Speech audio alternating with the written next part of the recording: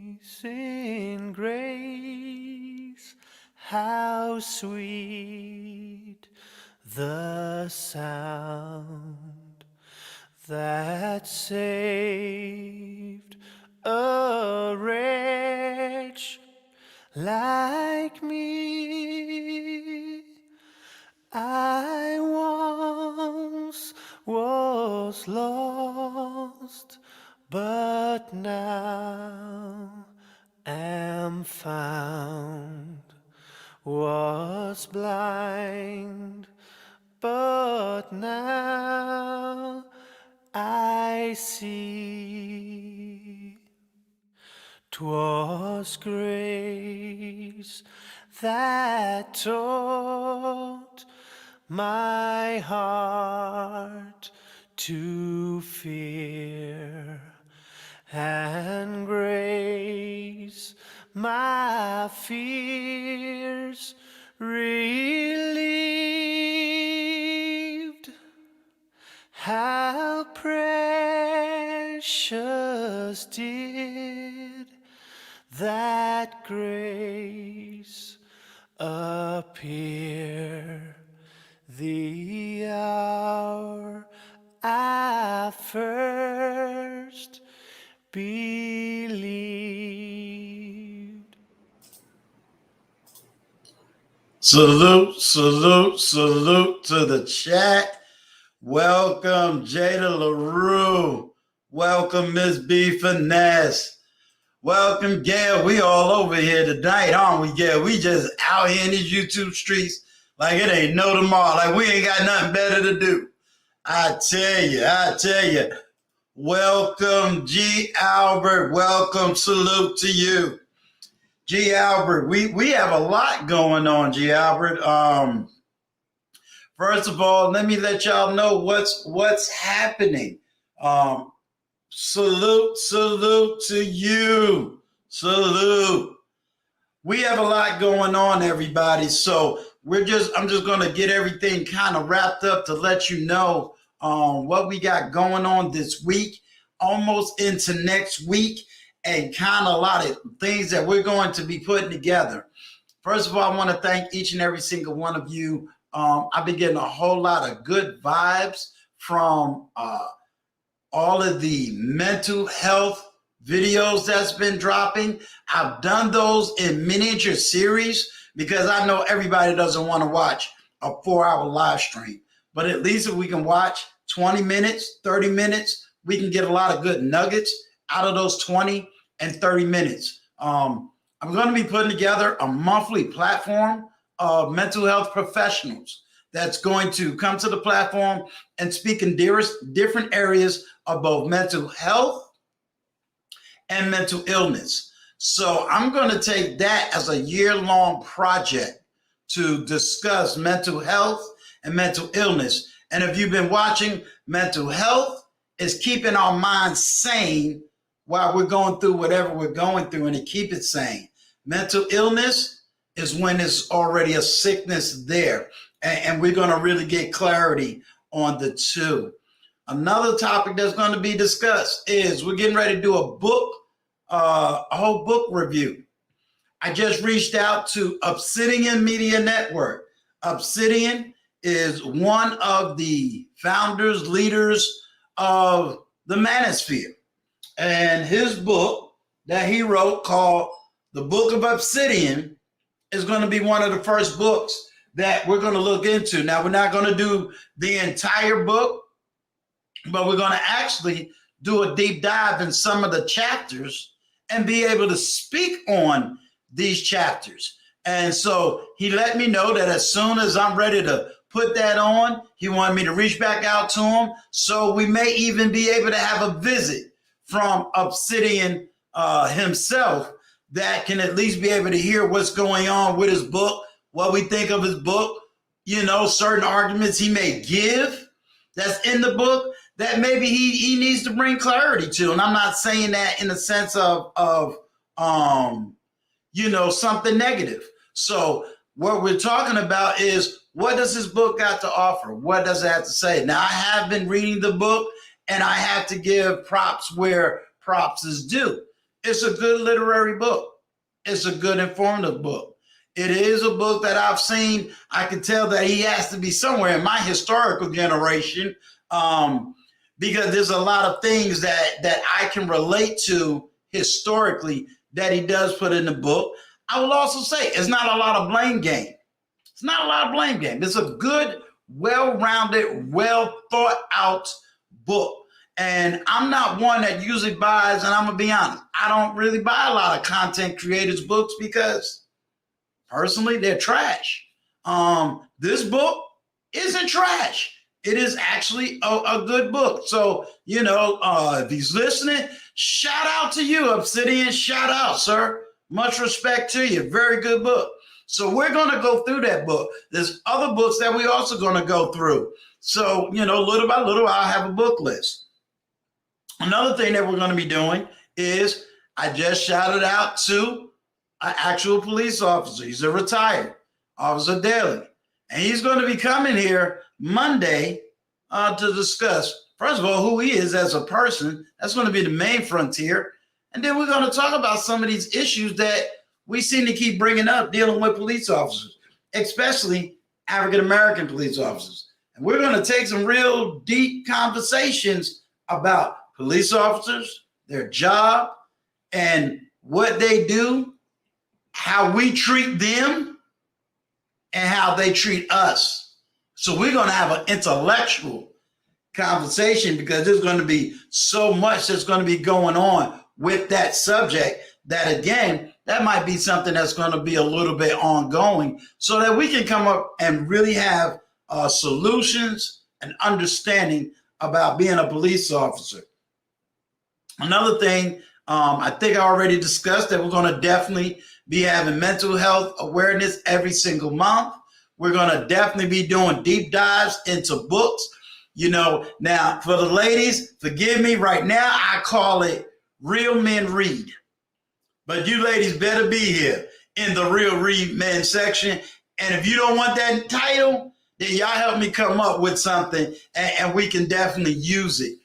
I'm also connected with Shannon Ross, who's also another content creator, and we're going to also be collaborating on various books to help improve our mind and to stay mentally healthy. And that is going to be the key focus for next year.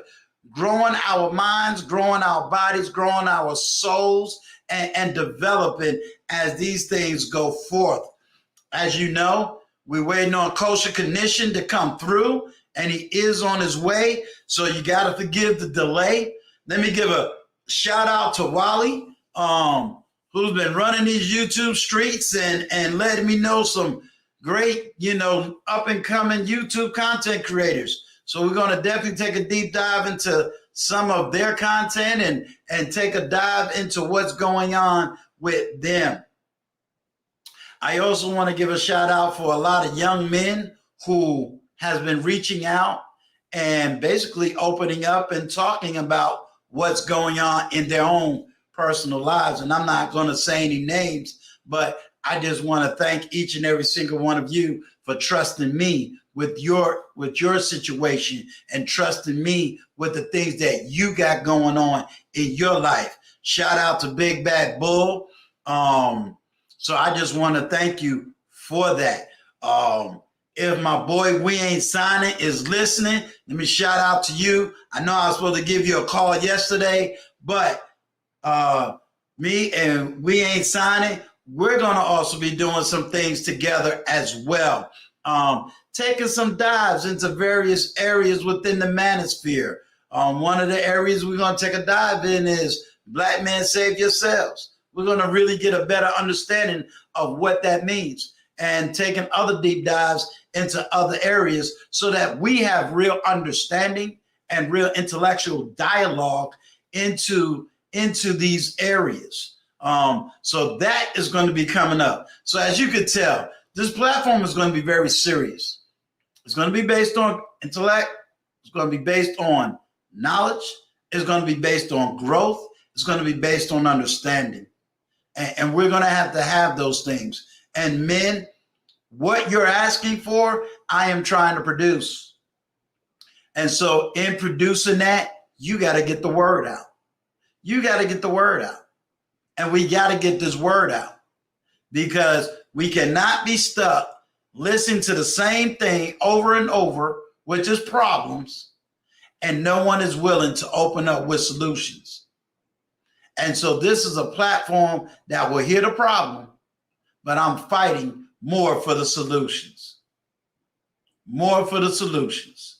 So now, if any of you, for these few minutes, let me hear you now.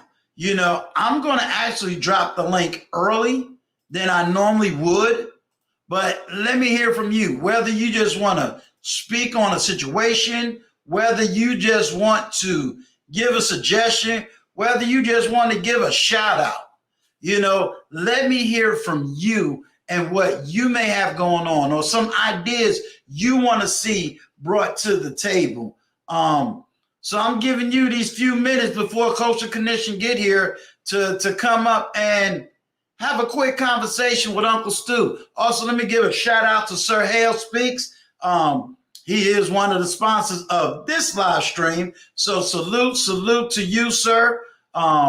Sir Hale Speaks. I'll be going on his platform coming in the new year and taking a deep dive into various subjects. So again, I give a big shout out. But like I said, I dropped the link. If somebody just want to come up, you want to just say whatever you got to say, speak to me for a few, and let's do that because I don't want to always be the dictator coming up with knowledge.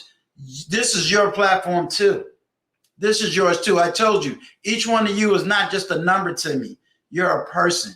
You're a human being at the beginning, the middle, and the end of the day.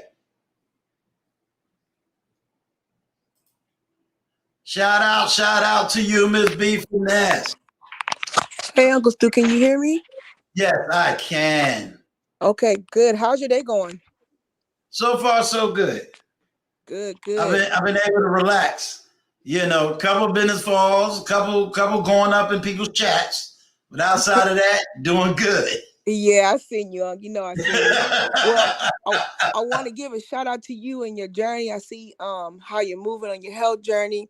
I love the goal that you just said. I think you said you want to focus on minds, bodies, and souls. So you know, Correct. I'm always here to support that 100%.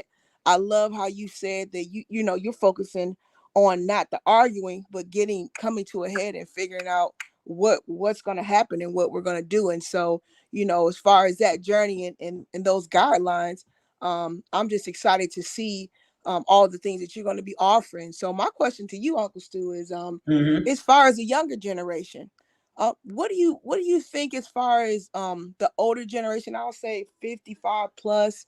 What things do you think they could do to help this younger generation mesh that gap? What are some things that you see right now that you feel like maybe the 55 and older group could do to help mend that?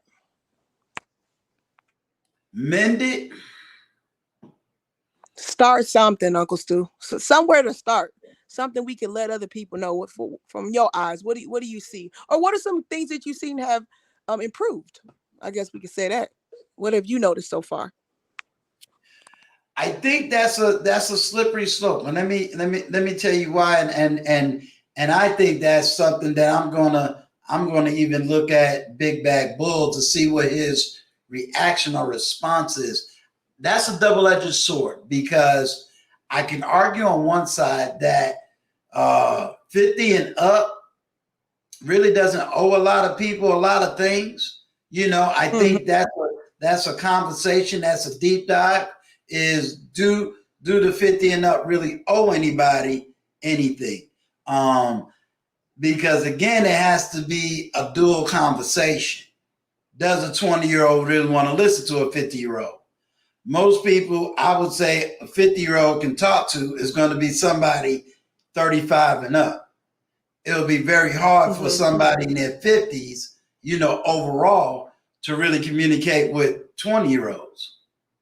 And it doesn't mean that 20-year-olds are stupid. We just got a lot of generational things that we maybe can't relate to. I would say that certain ones of us is probably in a more unique position because we're interactive. I'm interactive with 20-year-olds, so I kind of know how the 20-year-old male think. Someone that's in my age group may not have that interaction. So that's kind of a hard call. I just do the best I can with what I know and try to see. My analytics tells me that I'm only reaching 35, 45, and 50s. My analytics Mm-hmm. doesn't tell me I'm reaching 20-year-olds. So I got to stay focusing on those numbers. So right now, I couldn't really give a definitive answer.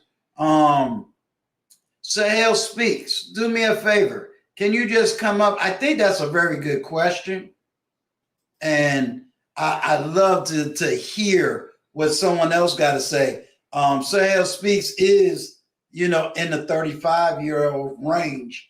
And maybe he can give a more depth understanding. And then maybe I can be able to really say what's going on. My next question, Uncle Stu, while he's coming up, what about how much time is it before you actually do your book review? Are you gonna give people time to get the book and read it? Is it gonna be like in a month? Is it a couple of weeks? So people Oh, know it's gonna ahead of time. probably be next week. Okay, in a week. I have to first of all put it together so it makes sense to everybody, and then I'm gonna probably reach back out to Obsidian, although I have the website. You can really just go on Amazon and get the book. I'm not making any money. I'm not getting anything for his book. I'm not getting anything for doing it. I'm just doing it because I got the book, and I figure the first book to really try is going to be his book because I think he has various chapters that really needs to be discussed and kind of take a dive into. So I'm not going to do his whole entire book, although I plan to read the whole entire book. But it's really just to whet the palate, get some knowledge, Uh-huh. and have some conversation. Yeah, that's gonna be cool. When you said that, my ears perked because a good book study, or just to bring people together to even challenge them to get a book, and then we do it together as a group, and we hold each other accountable. I think that'll be really really neat to do, because Yeah. it'll challenge some people to step outside the box, because they look up to people and see people they look up to doing it, so they'll be like, what, let me try to get this book and let me try to read it. So salute to you for that, because a Oh, lot of thank people you. wouldn't even take it to that level, because they'll just assume, oh, they're not going to read it anyways. They won't even put the charge out to do it. So I'm looking forward to that when you All actually right, do that. I good. think that's going to be awesome. So, And well, I will take that question. Believe it or not, the team is more than one person now. Yeah. Let me see what Big Bad Bull got to say. He says, your vision for 2022 is right on and aligns perfectly with mine's. I will be this from must change first and second quarter, but we'll stay locked with you and Miss B Finesse. All shout right. out to you, Big Bad Bull. Appreciate That that. will definitely work. But I'll probably take that question to someone else, to a couple of other people, to kind of figure out, how do you reach the 20 somethings? Um, that's a good question. Like I said, when I look at my analytics, I'm in the 35 to 55 Mm-hmm. category. Um, so like I said, the 20-year-olds that surrounds me is Wally and Before the Billions. And I usually use them because they already got knowledge in certain areas. So, I keep them on staff, paid staff. So Mm-hmm. I just use their knowledge and wisdom. And then whatever they get from me is a blessing. Yeah, I think that's going to be pretty awesome when that age group actually finds you more and comes towards your way, because they're the ones that actually need the knowledge. You know what I'm saying? They're the ones that actually would very much so glean off of what you have, because it's such a unique story. And I know everybody that hears it, even when you were on my channel and you would speak and talk, everybody loves hearing your reality. So yeah, I'm looking forward to seeing that, how you're going to bring in Yeah. another generation of people, because it's going to be a blessing and it's going to be Yeah, awesome. the only reason why I haven't been over there because the time schedule. I've had to do more reading and studying and taking care of things over here, so I've been catching replays. Oh, listen, that's all good, because it's been super growing. You listen, as much as you came on at the very beginning, that's enough for 2 years, Yeah, because you come on every day at the beginning. So it's all love. I don't. That's not nothing I pay particulars to. You know what I'm saying? I I just got want you. I want to make sure that everybody gets all the good dynamic people that are actually pushing something that's going to be transformational. So you already know that's my goal and my narrative, for us to get this content out and for people to get reached.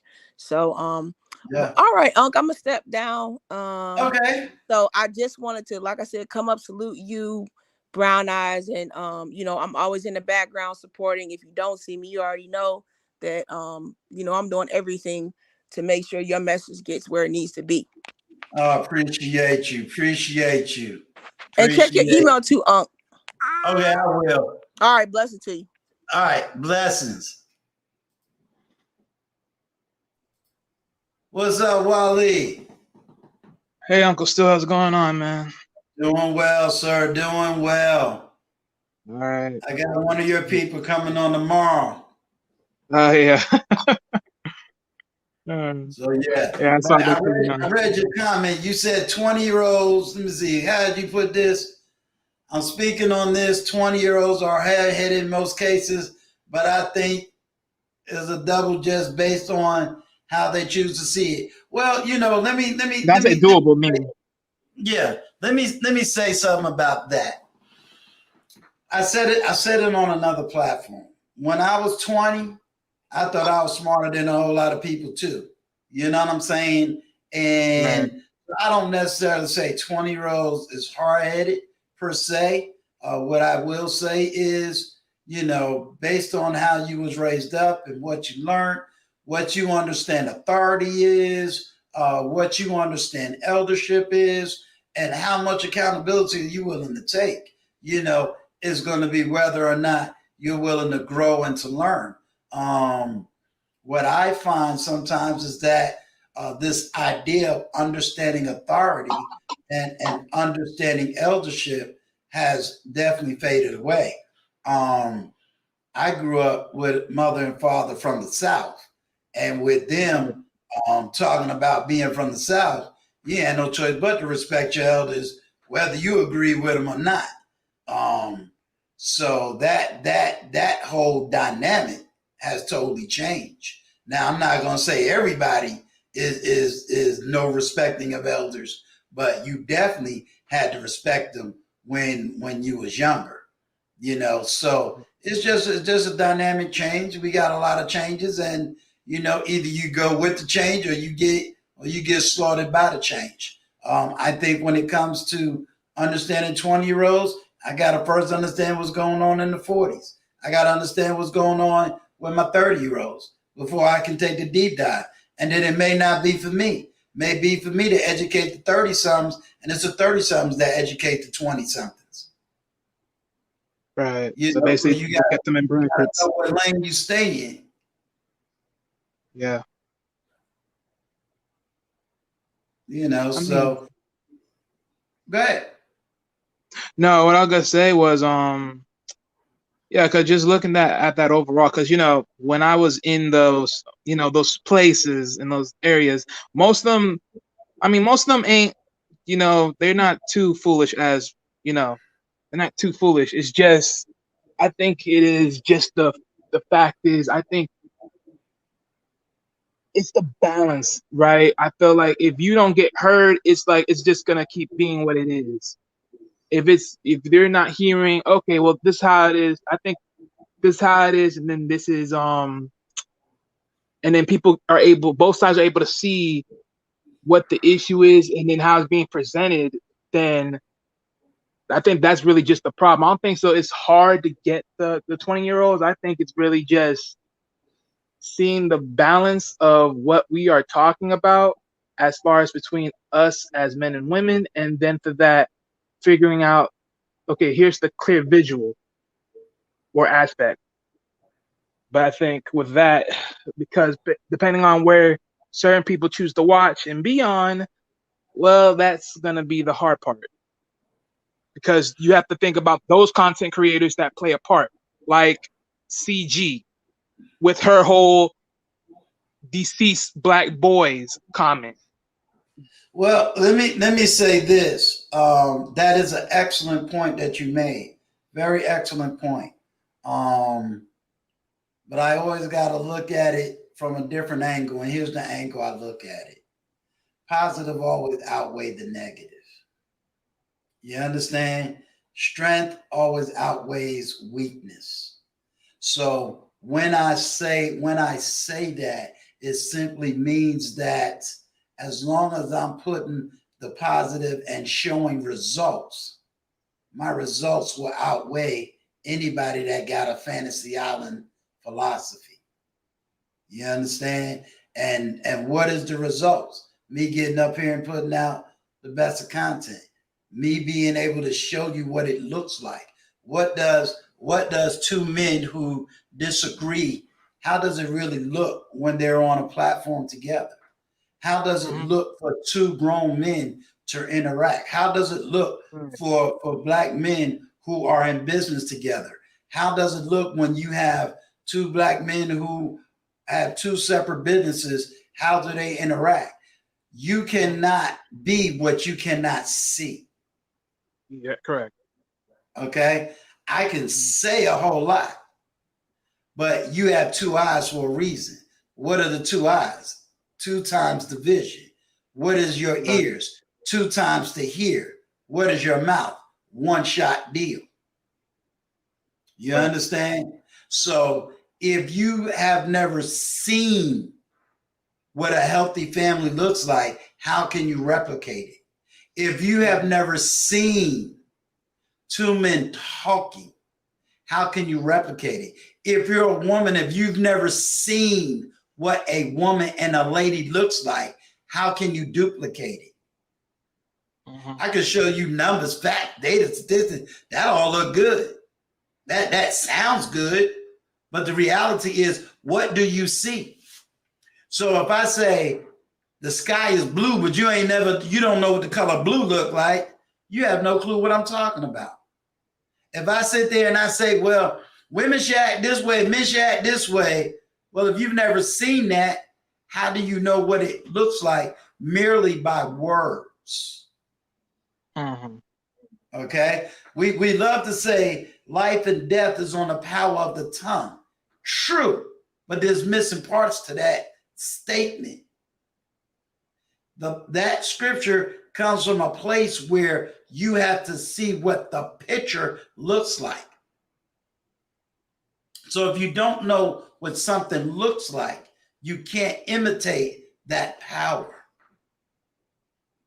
So let's give an example. I'm going to use two people.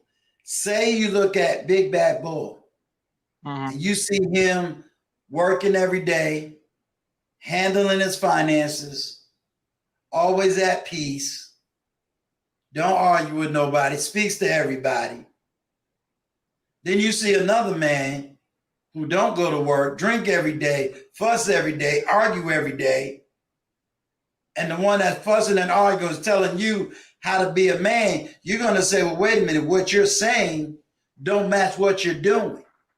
But then you look at Big Bad Bull and go, he told me to be this, but I see it. So I want to follow what I see, not what someone says. You have a lot of people that write a lot of books, but social science is not exact science because there's too many missing elements that takes place. You see what I'm saying? So that's why I say you got to see before you can really do or speak. And a lot of people are speaking, but they ain't been through enough for anybody to see anything. Does that make sense? No, that's great. I mean, I got nothing against it. But I will. What's going on, Sir Hale Speaks? Ladies and gentlemen, Uncle Stu. Look, see, like I ain't got that pimp hat, Wally. You know what I'm saying? He done pimped out on us real quick.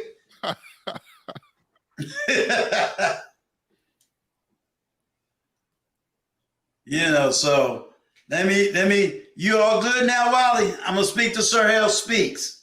I mean, if I had to add one more thing, right? I think the other big, if you want to really wake up the younger guys, if that's where you want to start at overall, I feel like, well, if you look at what Dojo does, right? He basically talks about the quote unquote what the other groups of men are talking about, and he basically tries to see where's the flaw in the argument, right? For instance, stop right there. Stop right there. Okay. Let me tell you why I need you to stop. Okay. Why? Let me give you a higher learning.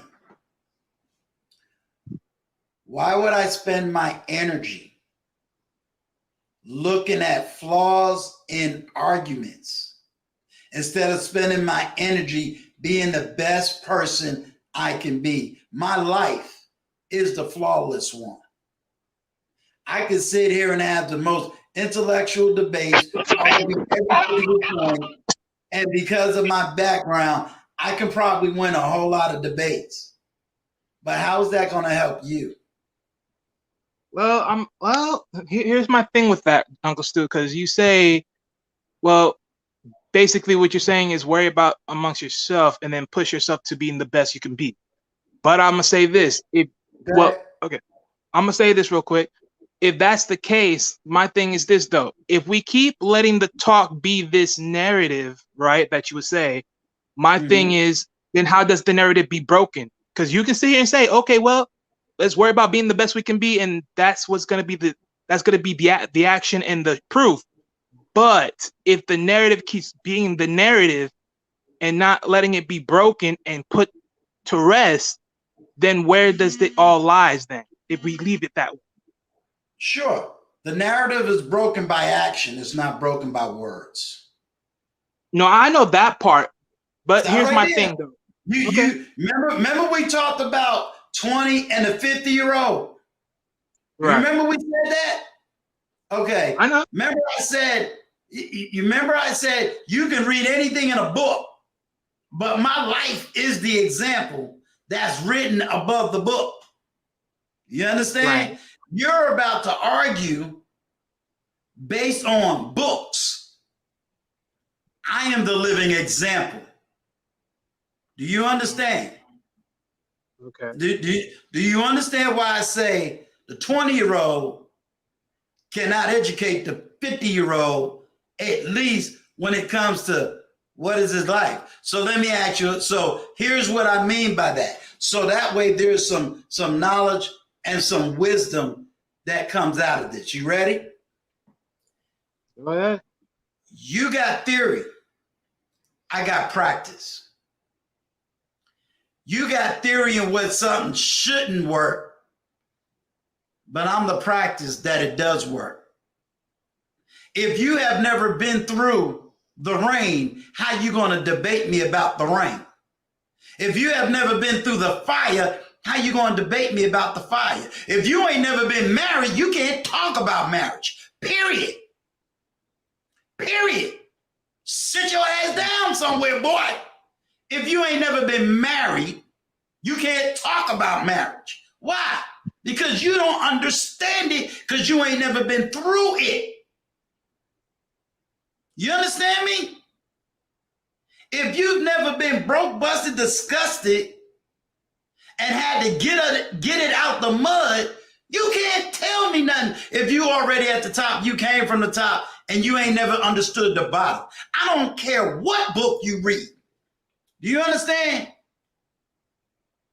There's a wise word and wise things that I've learned, even at my age right now.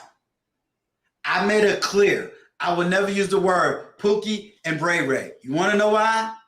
Because I didn't grow up in that environment, and I don't have a right to belittle them, all because of the environment I grew up in. Who am I? I could have been that any day, any time of the year. So who am I to now sit up on my little high throne and say, all you who grew up without a daddy, you ain't crap, you ain't this, you ain't that. And then the ones I know that came up out of that, they're the very ones right now helping me to be a better version of my own business. How dare me say that? But you want to know why they say that? Because it makes them feel good. And they don't even realize who Pookie and Ray Ray is. You understand? So when I say to you, a man cannot sit up here and debate other men who do not have the experience of what they're talking about, I'm gonna shut them down every single time. You know how many people is sitting in white rooms right now writing great books and great theses and sitting up here with PhDs, and guess what? Ain't never practiced not one of their theories they got written in a book.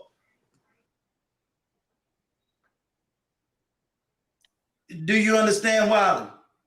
You can't write a book about how to go through a war and you can make it sound real good, real flower, but unless you've been there, done that, that's a conversation that can't really be had. You have to understand that. That's like, okay, Gail, are you still here? Just put a 1 in the chat, Gail, if you still here. Then I have a lady on the panel. What do I look like telling Miss Ella and Gail how to birth a daughter or how to birth a child, and I ain't never had one go through my belly? I want you to think about the logic of that. But you'll have some dudes say, we know how it is. Oh, heck nah. No, I don't. Because if us men had to do it, it wouldn't be nobody up on this population. Do you understand? We have to learn how to stay in our lanes. We have to learn to shut our mouth if we don't have experience. You can't speak on the red pill if you've never been through what they've been through. Period. Period. A man that don't have a child cannot tell another man how he feels when the court system tells him that's not your child.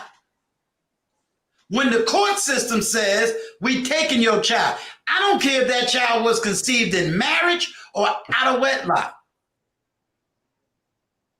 And I'll tell anybody, sit down if you ain't never had a child. You don't know what that feels like. You don't know the pain. You don't know the repercussions. Sit down. Learn something. If you've never been married, you don't know what it feels like to be married. So no boy, I don't care if he's 50 or 30 or 20, is going to come up on here and say, I know what it feels like to be red pill. And them red pill boys is, oh, whoa. Have you ever been there? You got a child? You ever had your child taken in court? You ain't been there. Shut up. What you mean? You don't like this group? Have you been through what that group been through? If you don't know what it feels like, shut up. You can't debate what you ain't never been through because those dudes got real life experience. And if you ain't got solutions and all you want to do is run around a bunch of women and try to tell them, oh, don't worry, baby, I'm going to protect you from that man. I'm going to protect you from that man. I'm going to protect you from that man. But I ain't never been those men. Shut your mouth.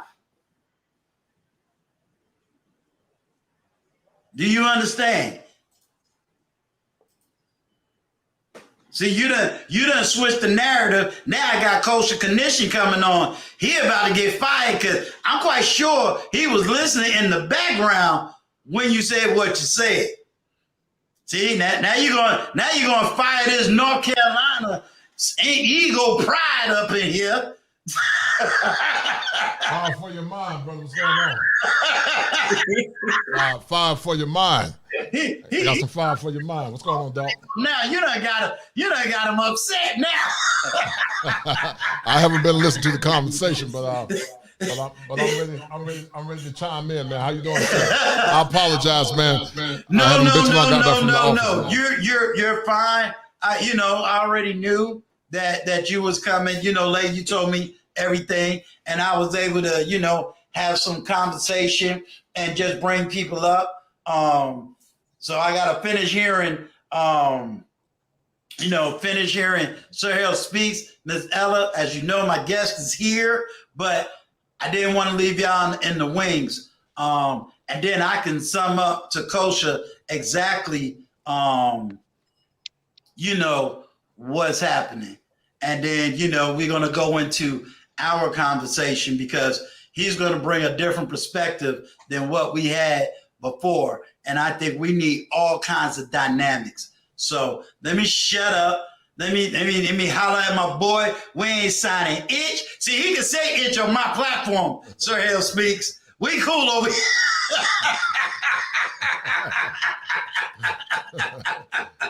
But that's my right-hand man. That's my backup. And we ain't signing. I promise we'll make that phone call. I'll make sure I make it to you no later than Friday. So I know I missed your call, but I got you. I do got you. I'm sorry. I said I promised to shut up so I can get Kosher on here. Sir Hale Speaks. I'm rocking with. I'm because you here.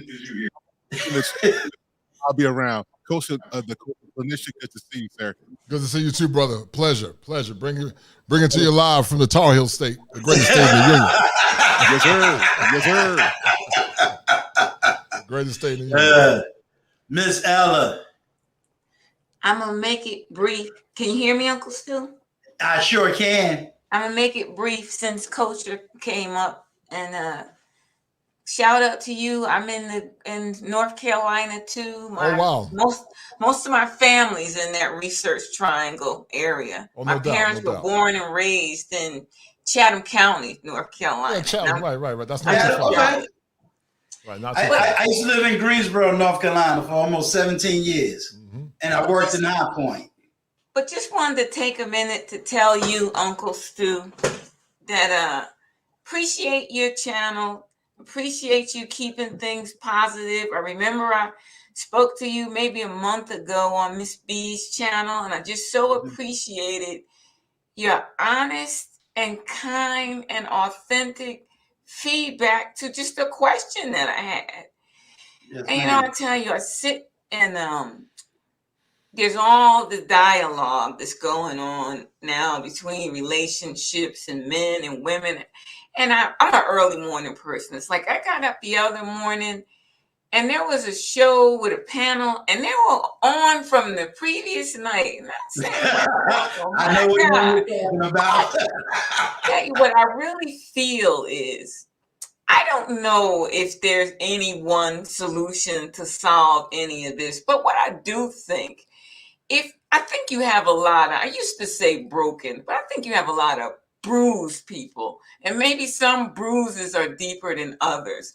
But I think if you really, really want to get some understanding and some healing, that by just popping in on some of these conversations, you'll realize you're not the only one that has been through something.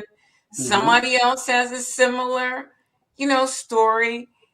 There are good men and bad men, good women and bad women. And it's just life. And you just got to keep moving on and just becoming a better you. And you'll find somebody that's on that level as you're leveling up as well. Well, I'm going to tell you, Miss Ella, first of all, shout out to you. Everybody don't know. You talking about North Carolina, but I remember you as the great vet. So, well, but Miss Ella, we're going to definitely, we're going to have the conversation. It's going to, I'm going to try to bring that conversation to a point where we understand a little bit more on the historical narrative and basically almost how we got here. It's easy to say level up, but I also deal with men who are making good figures. They have the education.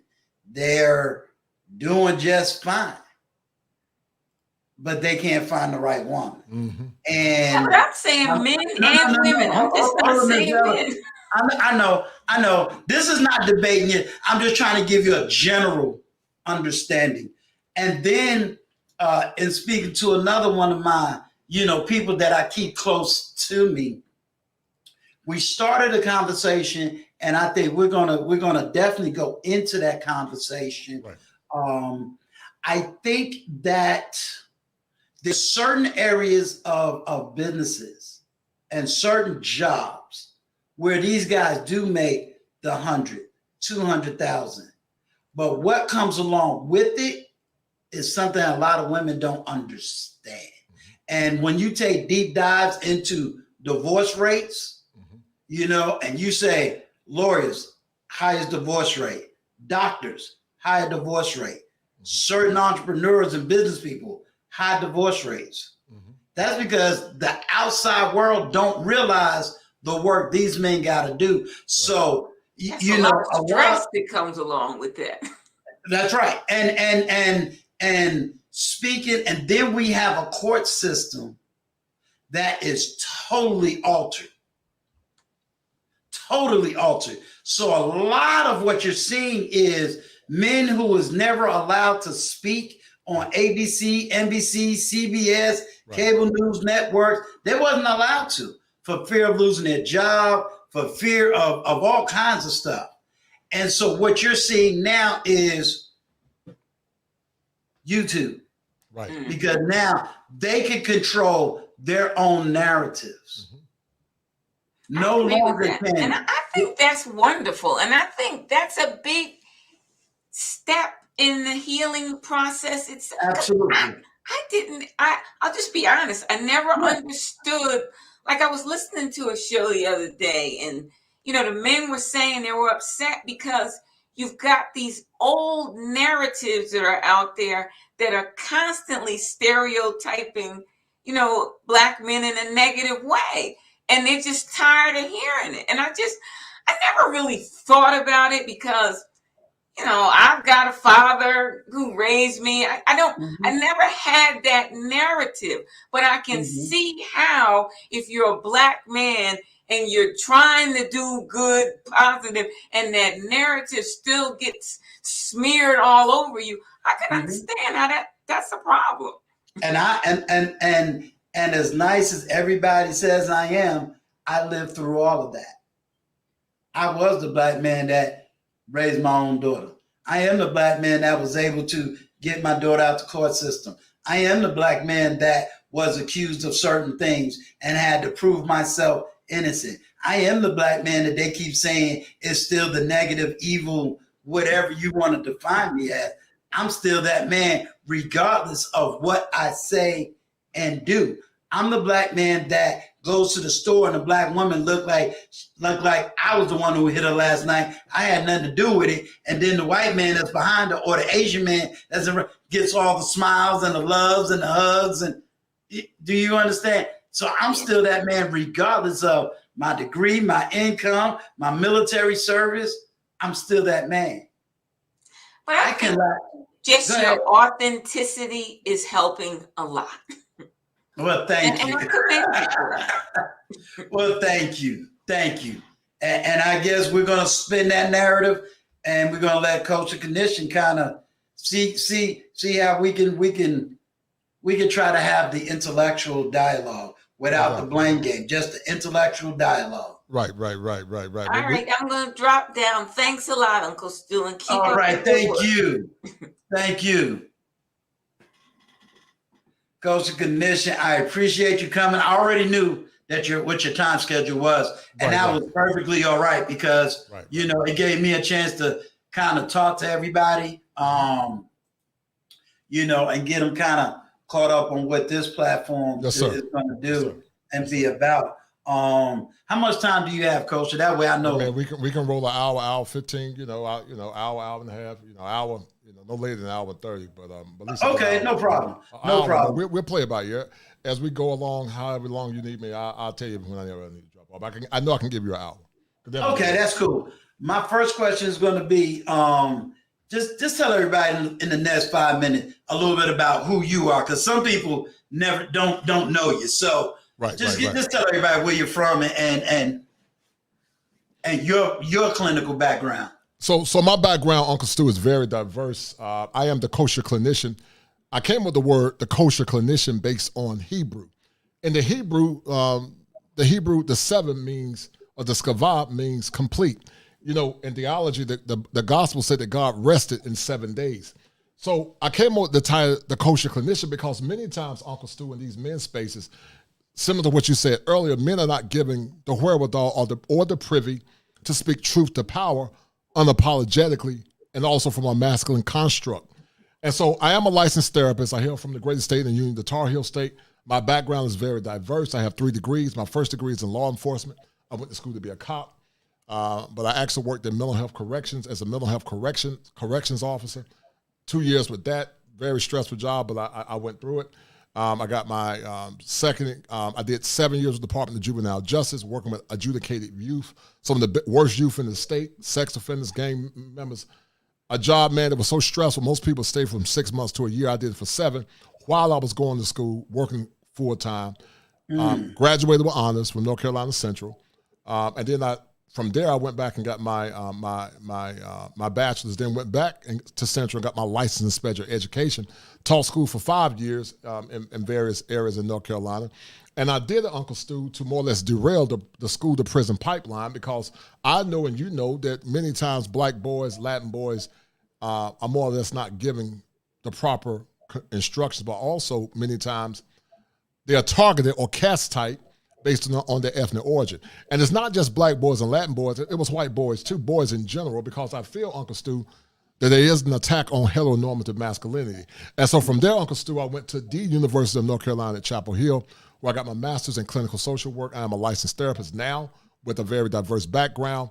And I started the Kosher Clinician because the kosher in the skava means complete, but it also means that there are 7 steps that a man must go through in order to become optimized, Uncle Stu. And those 7 steps are family, faith, finances, female psychology, world travel, politics, but also understanding male physical health and male mental health. When you coalesce those 7 terms, Uncle Stu, a man will become optimized, or he's kosher, which means he's fit and proper. And because I got a background in Church of God in Christ, I've had a background in religion and faith. Right. Cogent, Church of God in Christ, Pentecostal holiness. I use that term because God rested on the 7th day because everything is complete. So my mission, when I started this channel, Uncle Stu, was to more or less start a virtual barbershop where men can come together and tell their stories and their pains without being censored, because many times, Uncle Stu, and to the men that are listening, men are in spaces where they can't tell and say what they want to say.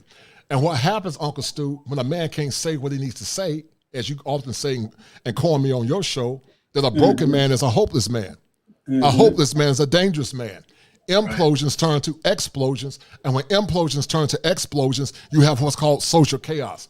And so I started my channel back in January. Probably had like 53 subs and over 2,500 still growing. And I'm passionate about male empowerment. I tell men to go where you're celebrated versus tolerated, because men are important. Men got needs. Men need to be loved. Men need to be respected. And they're not getting the outcomes that they want, then they got to come up with different solutions in a nutshell.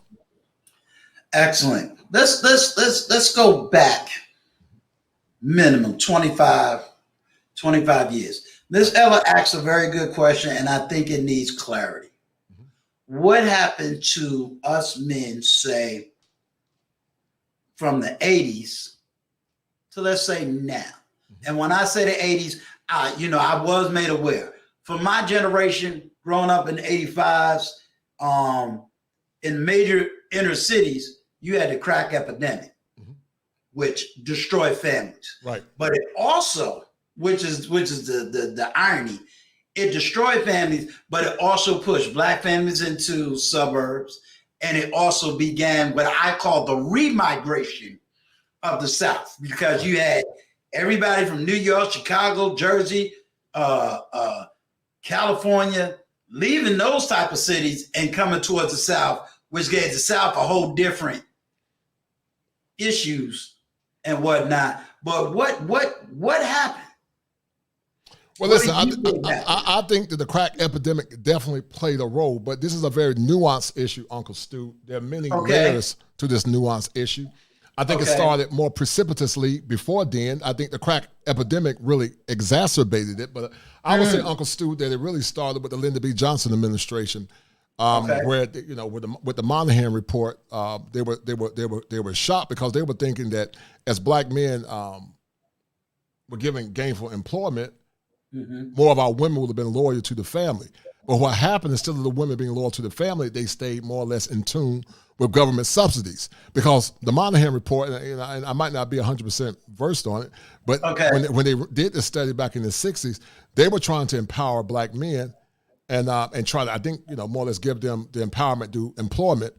But what happened with a lot of our women, instead of them joining their men or working together with their men, they more or less continue to use government subsidies, which was shocking, by the way.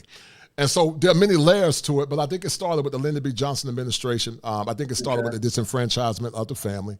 I think caustic politics like liberalism and liberal feminism, especially liberal first wave feminism wasn't bad. Right. They just wanted basic rights. I didn't have a problem with first wave feminism. But what you have now, Uncle Stu, is something that's extremely radical. And so it precipitated into this metamorphosis that we have now, with almost 80% of our children, Uncle Stu, being born in single parent homes, over 60% being born out of wedlock. And what it's done, Uncle Stu, is crippled the community, the Black infrastructure, the Black community, because many of our women have not been taught, in my mind, to honor and respect their men. And some of our men have not been conditioned to demand power. Some of our men are broken, Uncle Stu. Some of our men they're dusty. We got some dusty men too, but we got some dusty women as well. And and because they're dusty and they don't understand the importance of community and family, you have this social and moral chaos. And it's not just an ethnic issue in the black community, Uncle Stu. It's an American issue that's permeating and it's got out of hand, in my opinion. So this ain't a color issue. It's not really a color. This is an American issue. It's more of an American issue. But I will say this, Uncle Stu, like Tavis Smiley said. Tavis Smiley once said that when white America get the cold, we get Black America gets the flu. And so what you're seeing now is the flu of the American dream, and it's been impacting on Black men and Black communities and Black families. Because if you think about it, Uncle Stu, you're a politician. I don't want to get too far into politics. Right. But it baffled me that with this last election, we said we believe in the family and the Black woman and Black community, but many of our women didn't vote for policies that were more or less advantageous for the Black man, the Black family, the Black community. They voted for themselves. Right. And so this has been the epigenesis to this moral chaos. But then some of our women say they want a man to protect them, but protection comes with honor, respect, and that dirty word that a lot of women don't like to hear is obedience. Because I can never understand it, Uncle Stu. You're a man of faith. I grew up in the church. The gospel say honor and obey your husband. But when you make that proposition to some women, they get triggered by it. And I can never understand that because you say that you're a Christian. The Bible that you read actually says that. But many have walls up because they feel many times, Uncle Stu, that their submission to a man means he's going to hurt them. And submission really is a duality. Men submit and women submit. Submit ye one to another, but in the context of this. Watch this, because you got to look at the pretext, context, and the post-text. You submit to one another, do love, but the woman submits to the order of the man, which is his prominence, his dominion, and his protection and provision.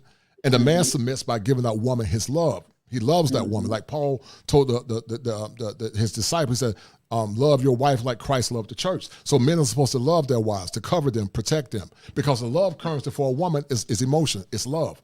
Most women, Uncle Stu, get seduced through the ear gate. They get seduced through the ear gate, but men get imprinted through their mind. And so when men are imprinted through their mind, which in essence means he's honored and respected, he's more willing to do more for you. But what's happened, Uncle Stu, in America is that many men are giving more, but they feel like they're not getting anything in return, and you and I grew up in the 70s, we were kids, right. Teddy Pendergrass said it better than me. It's good to love somebody and somebody to love you back. And so many men are frustrated, and some are either checking out or they're not, they just don't care anymore, because they say, what's the benefit? You can't get what you want. And they feel like it's never enough. You got rich men getting, like you were talking about earlier, getting screwed over with divorces. Chicks they get upset. They say, I'm no longer happy. And I'm gonna say this also too, Uncle Stu. No fault divorce also was a major catalyst to this current decline. Because when did that come into play? I don't know on the timeline, Uncle Stu, when it came into play, but I would definitely say that that no fault divorce has played a major chasm in this current epidemic of social chaos that you see now. I can't give you a timeline because I'm not that versed in law, but I would say that definitely played a major role, in my opinion, to the epigenesis of these current issues that we have now. Let me give you some arguments that I've heard in certain circles. Mm-hmm. I've heard men blame our generation for everything that's going on. Mm-hmm. How much are we supposed to take the blame for everything that's going on in for those that's in their 30s, their 20s? Because I've heard it twice, at least 3 times. Only one has ever taken that statement back. But I've heard 2 people come after me and say, it's my generation's fault for what's going on now. Mm-hmm. How do you accept that? So are you saying that they're saying that Gen X is a reason for this social and moral chaos? Correct.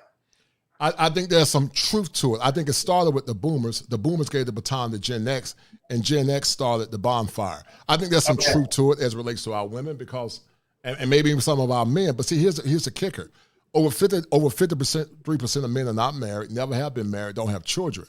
So you can't blame 53% of men for the moral chaos. I think there's a population of black men. I call it the dusty quotient that's causing a lot of this chaos. It's not all brothers, but I think it's some white collar professional men. But I think a lot of them is the Raekwons and the Man-Mans, that some women love, they exonerate swag culture.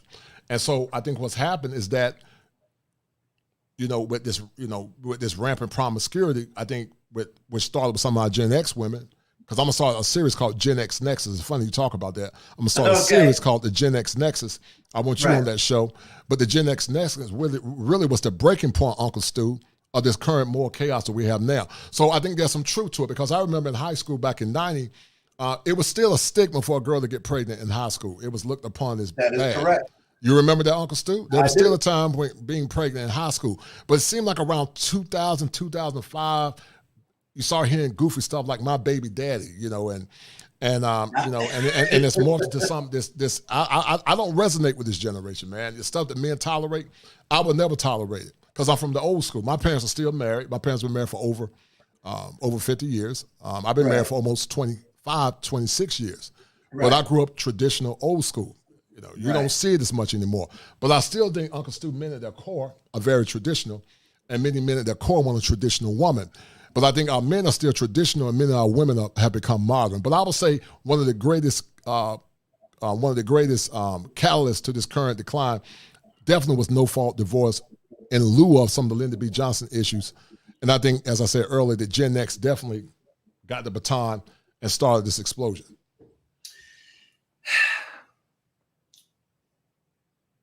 Looking throughout the manosphere, and like I said, I'm taking the next deep diving into various areas of the manosphere. My question would be, for women listening, they always say they hearing all this stuff. How do we articulate to them that a change has to take place? Well, listen, in the clinical world, Uncle Stu, we talk about behavior modification. There was a guy that was a proponent of a condition called reality therapy, and reality therapy was a treatment model that was based on a theorist. I don't know if his name was Watson. I can't think of his name. But anyway, the whole premise behind reality therapy was something used to more or less inspire teens. And the premise behind reality therapy is this, Uncle Stu, that needs drive behaviors. I'm going to say it again. Needs drive behaviors.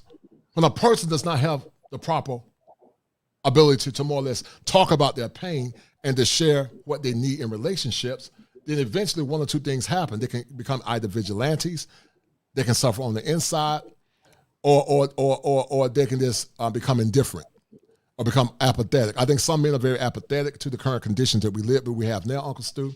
Mm-hmm. But I think what this whole space for men has done, what you're seeing now, Uncle Stu, is men beginning to come together.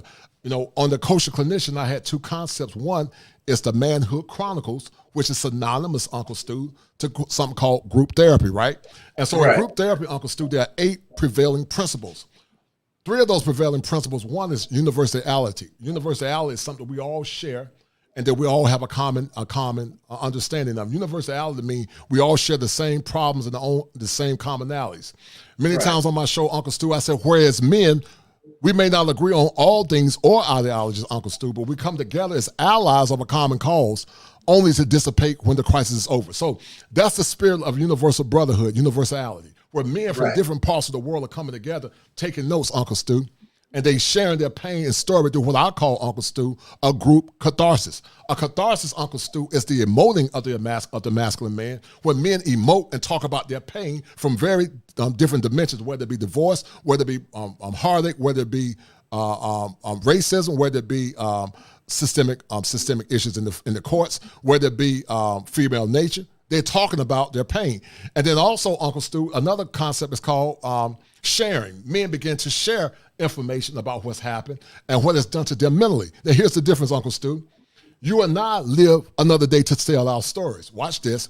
But every man, Uncle Stu, have not lived to tell their story because they died. And you can hear the echoes, Uncle Stu, from the graveyard of the dreams deferred by many men that have not been able to tell their story and to tell their pain. And so as a licensed therapist, Uncle Stu, I take chances and I take risks doing what I do. Right. So be it written, so be it done. I believe it's a divine mandate for me to do this because my mission is to empower men. I don't want men selling for anything because in relationship capitalism, men need to demand what they want if the woman they want to marry want to get the ring. But back to point. Sigmund Freud talked about a concept, Uncle Stu, called it's in psychoanalytic therapy, and one of the proponents of psychoanalytical therapy as it relates to trauma is called free association. Free association, Uncle Stu, is based on this. Free association means anytime something synonymous with the pain comes to your mind, you free associate. So when you hear men cussing and using terse language, I'm not saying I agree with all of it. What you're seeing, Uncle Stu, is the germination and the calibration of pain. It's them going through this cyclical pain. And then the cyclical pain, some will argue, well, you need to get over it. No, but you can't tell a person how to get over their trauma. Because here's the kicker. Should they get over it? And at some point, yes. That's ideal, but in reality, there are different layers to trauma. Every man has a tolerance threshold. The things that bother Uncle Stu might not bother me. The things that might bother me might not bother the next man. It's all based on their level of trauma and their expectations. And so, Uncle Stu, what you've seen is men free associate, and they're tearing their pain. Because watch this, Uncle Stu. Some men can be in therapy. Sometimes a person can be in therapy, Uncle Stu, from anywhere from 2 to 9 years, depending on the level of trauma that they went through. And the thing about trauma, Uncle Stu, is this. Now, ideally, therapy should go from 6 months to a year. But there are certain levels of trauma that's so deeply embedded, Uncle Stu, is this. You never get over the trauma. You just know how to deal with it. You never get over it. You just learn how to deal with it. Does that make sense? It makes a lot of sense. I'm going to ask one last question. Then if you want, I'm gonna give the chat a time to come up, because me and you could talk all night. I swear we can. Right. You have people in this space, and I'm going to be real bold about it. You got men in this space, and I've been advocating. Listen. Even if you don't agree, listen to what's being said. But you got men that say, nah, I'm here to protect the women. These men ain't got a right to say this. Right. They ain't got a right to say that. I'm even going to go after TLA because he's advocating for these type of men, and these type of men should not be saying this. I'm going to defend them. I'm going to defend the women. I'm going to tell the women that the red pill is wrong. Right.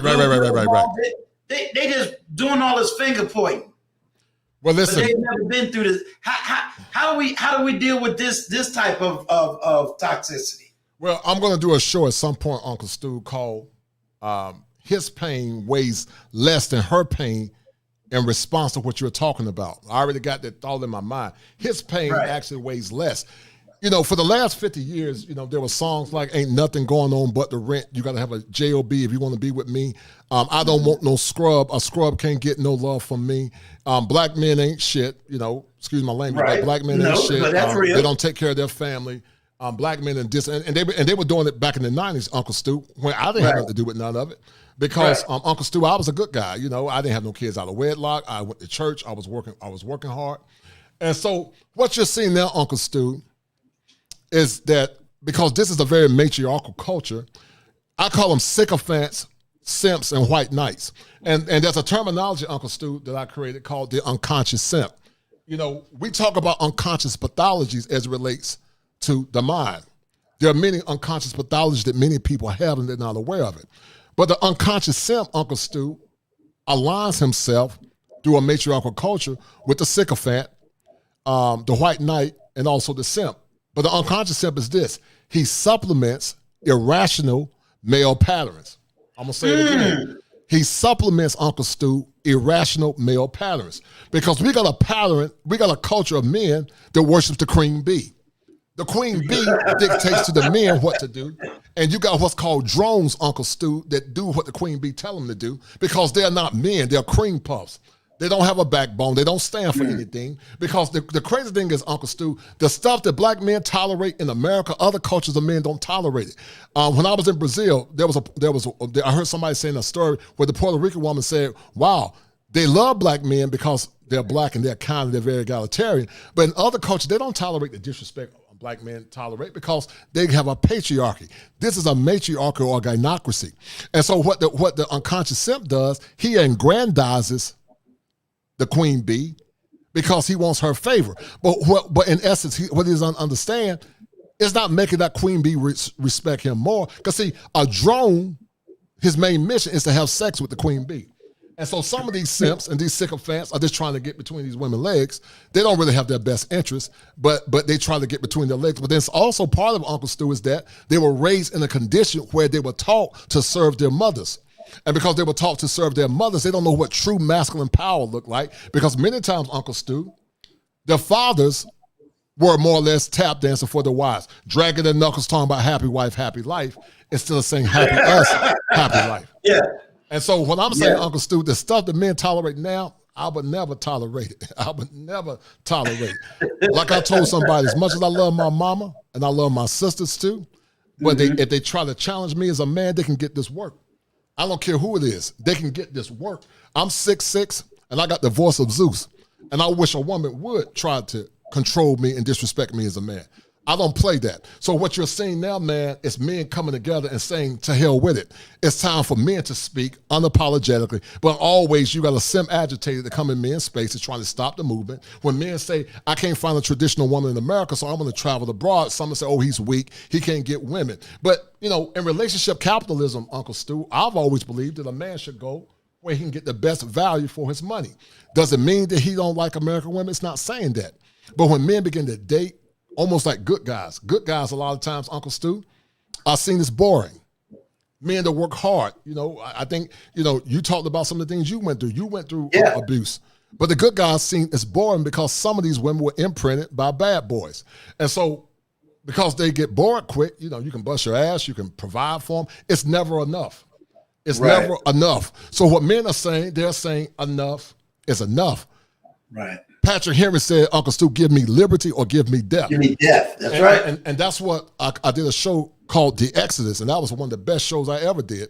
And it basically was talking about taxation without representation and the mental breaking of the American male. And what you're seeing now, Uncle Stu, is the mental breaking of the American men when men are saying enough is enough, damn it. They're saying enough is enough because they're feeling like that they're not getting what they deserve. So some guys will say, oh, you just lame and you just can't get women.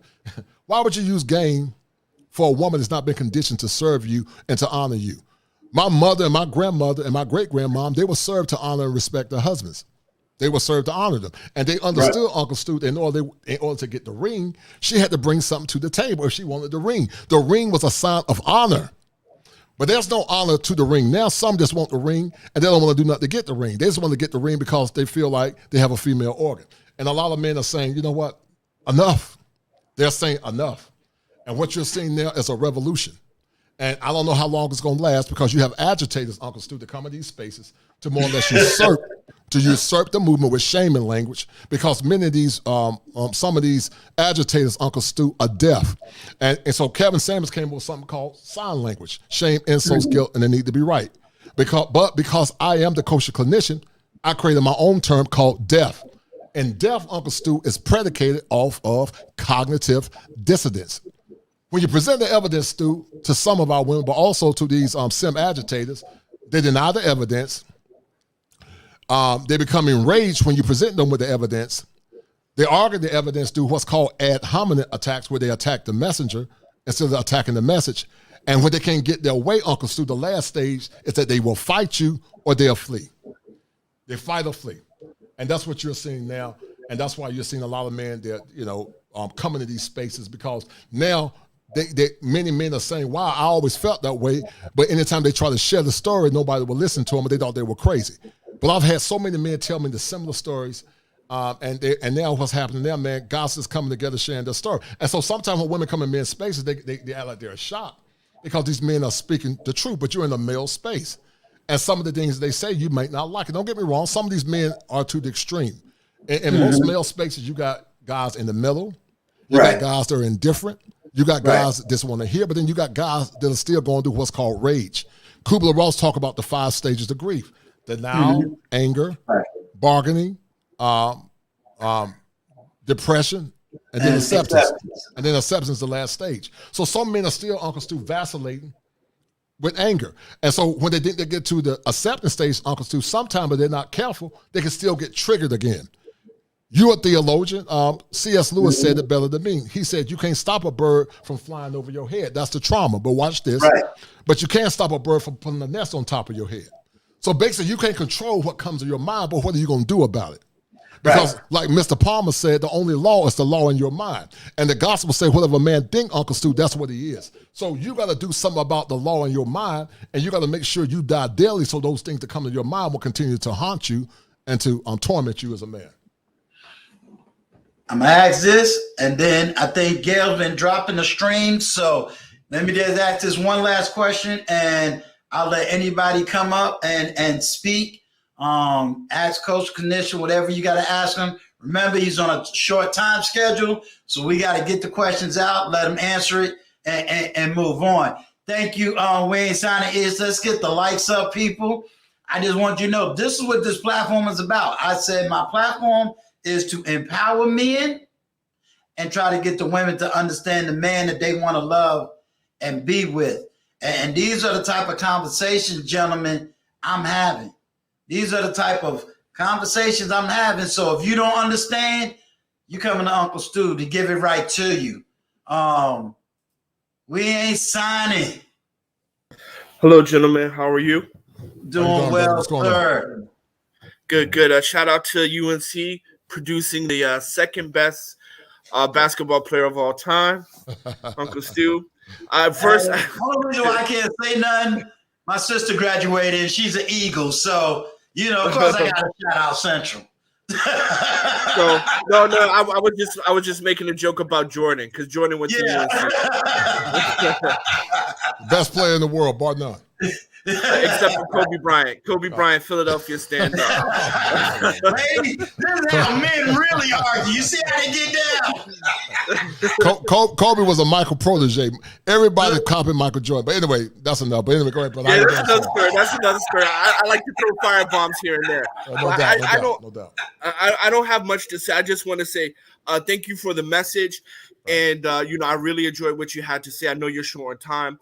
And I just want to kind of revisit one point because I've been living in Shanghai. I've been living in China for the past 14 years, right? So here's a patriarchy period, right? Right.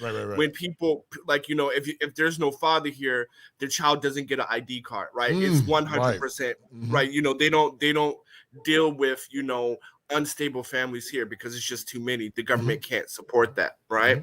So, but could you revisit the tax without representation? Because I think that's something that we really need to hit home, because in the gynocracy, especially in gynocracy capital Black America, we are taught to only serve without any benefits. We're taught to work without any salary. So can you hit that again? Because when you have guys like yourself and me that says, you know what? No, if you want me to help out, what do I get out of this? If you want my participation, what do I get? Right? It has to be a two-way situation.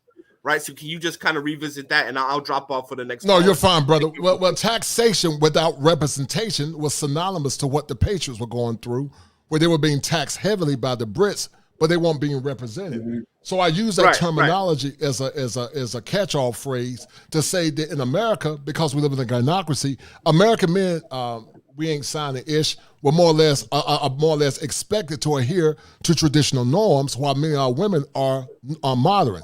And so what men are saying is that they're tired of it. Why should I be traditional while she remains modern? Because some women equate cooking with being a slave, and that's fine. So don't take it personal when somebody break in the house and you take turns going down there defending the home. When a big rat is running under the bed, make sure you go get under the bed too and go get the rat. If the tire blows out on the highway, make sure we take turns and you change the tire with me. And so a lot of men are saying we're tired of being taxated without being represented as men. Because I think caustic feminist liberal policies have destroyed and compromised a lot of our women. Some of them have been saboteurs of their own ignorance. Some of them meant well, but some of them were saboteurs of their own ignorance, and some of them were rebellious. And so guys are saying enough is enough. Either you're going to rock with me and follow my program, or you can keep it moving. Because women of the past knew that they wanted a husband and a good man. They had to bring something to the table more than just sex. Men can get sex from anywhere. The more polished you are as a man, you can have all the women you want. I'm 6'6", 6'5", with 6'5", 6'6", with shoes on. Highly educated. And my wife decided to act up, I'm not worried about women, bro. I can get plenty of women. Yeah, yeah. I'm not Same worried here. about that. You know, I'm not worried Yeah, about same that. here. So what I'm saying, what are you willing to offer me? Because I did a show, guys, and I don't know if Uncle Stu saw it, but it's called Return of the Prize Catcher. And that show was more or less, that show was predicated on saying that the man determines if she's the prize. You know, some say I'm the prize. I say, well, you're the prize in your head. But unless that man decides to marry you, then you're not the prize. Because a man that's a one, if that man that's a one don't want a woman that's a one, she can't get married. The same for a woman that's a 10. If she's a 10, that man's a 10, and he say he don't want to be with her, she can't get married. Can she get men lesser than her? Yes, but she can't get the man that she wants. So when men see themselves as the prize catcher, right? Watch this, bone of my bone, flesh of my flesh. One or two things gonna happen. She's gonna either fall in line or she's gonna be left behind. Because the behavior modification, two things got to happen. In a homeostasis or equilibrium, the man got to benefit, and so must the woman benefit. They both must benefit. But if he's constantly placating to her whim, guess what? We ain't signing ish. The woman ego is being aggrandized, but his ego is being diminished. And so you have a lot of broken men there because they have been conditioned not to more or less demand anything.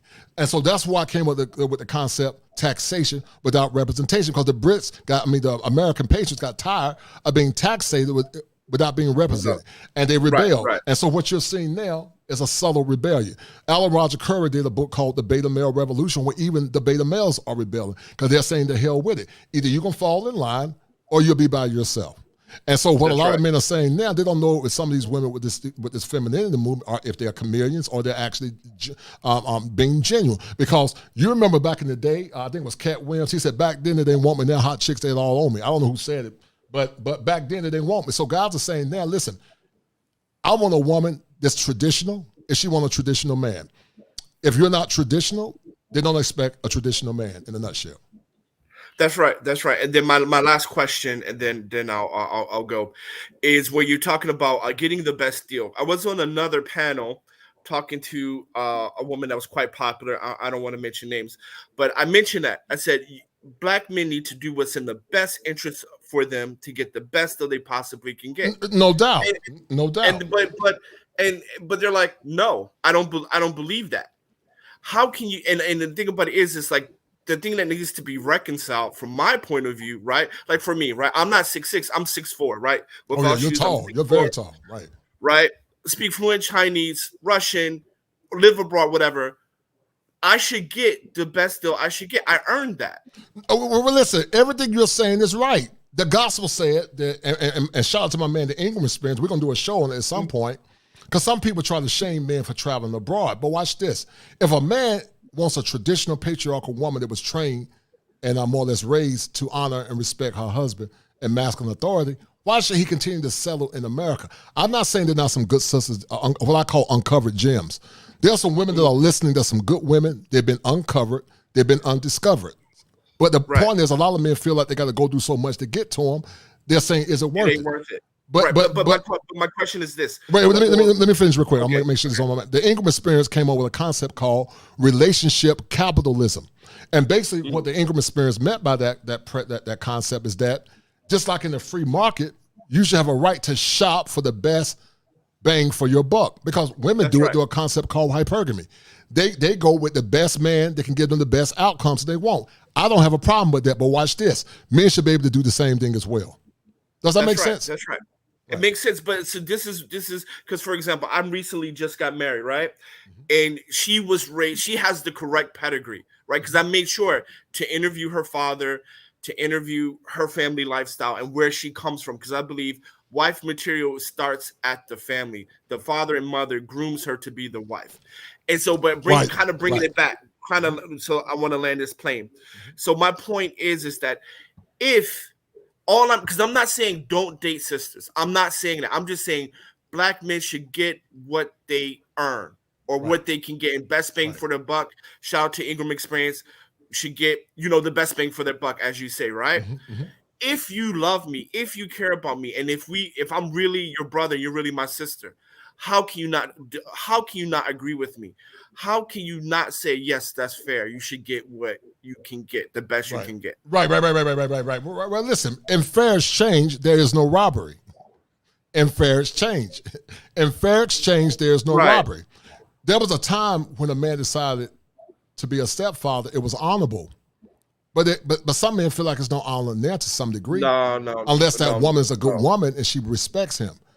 But women back then, they showed a lot of gratitude because they realized that their SMV was not as high. So they were grateful that they got a man that took them to have children. You know, but now there are chicks that come to the table that are very entitled, and they can have 6 kids by 6 different men. They doing you a favor. How are you doing me a favor? They'll say, you know, I got a package deal and you should just take it. And I said, no, you don't have to take. You don't have to take that. You know, you go where you're celebrating. And what men don't understand, women of African origin are not just limited to America. There are African women. There are Afro-Latin women. That's right. There are women from the diaspora, Afro-Caribbean women. They're still black women. There's African Middle Easterns. Yeah, right, exactly. Yeah. So, okay, I'll let you guys go. Uncle Stu, thank you. Classic as always. Thank you, sir. Kosher Clinician, it was great talking to you guys. And Kobe is the GOAT, and take care. Yes, sir. No doubt, brother. All right. Does anybody else want to come up? Y'all let me know. It's in the chat. Uncle Stu, you got a good camera, man. You looking spiffy. Look, I had to step it up, you know. I had to step it up, and right now I'm trying to make sure that I put the best foundation on this platform that I can, and try to give, you know, that strength and intellectualism, and give, you know, men exactly what they need, what they desire, you know. When I say, you know, checking in on that mental health, you know, key word health, as opposed to mental illness, you know, and trying to make sure that they have a place where they can come and talk. I do know that there's a lot of platforms where they're really not getting healthy language. They're really getting toxicity. But at the same time, I understand that if that's the only thing, if that's the only way you know how to communicate, fine. You know, I want to be able to give them a path where they can come and they can say, hey, this is what I'm going through. And if I can't help you, be able to hook you up in other areas and other platforms where you can get that intellectual conversation. What's going on, sir?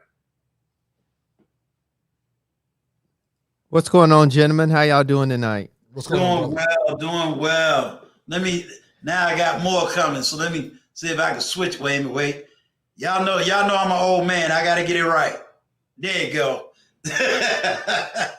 How's it going there, Kosher Clinician? How you doing, brother? What's going on, dog?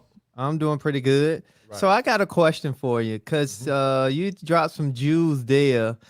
And I know for me, it's weird out here dating in this dating world when you tell a woman exactly what it is that you want. And you tell her that it ain't about sex because I know I can get that. So it ain't about that. I'm looking for more than that. And they look at you like you a deer in headlights. Right. But my question to you is, so what is it that, because I know it's a lot of conflict going back and forth. So what is it that a man can do that, you know, that doesn't have the backbone or the background to be able to make a stance for understanding that he has value? Well, that's an excellent question. That's why I do what I do. I do what's called non-diagnostic consultations to help men deal with what I call a negative schema. Negative schema is a pattern, intentional millionaire, or it's a fixation in the head due to negative social conditioning. Some of it is tied to a term that I created called a schema affliction. Schema is a negative thought, but it's also tied to fear or pain. And so they fear rejection, or they don't think they're going to get copulation from a woman. They over-aggrandize that woman and make her think she's better because they don't have any standards. You got standards. But just like there are good women that feel like they got to have sex because so many women give their virtue away, there are a lot of simps that give their virtue away because they demand nothing. They just take a woman for sex and they don't ask for anything. So you sound like a man that got high standards, and you want a woman that's traditional. Well, if you're a single man, travel abroad. Get your passport. There are women in foreign countries that would die to have you, bro. You know, you're about, what, 6'1", 6'2"? No, I'm 6 even. But his shoes right. on about 6'1". I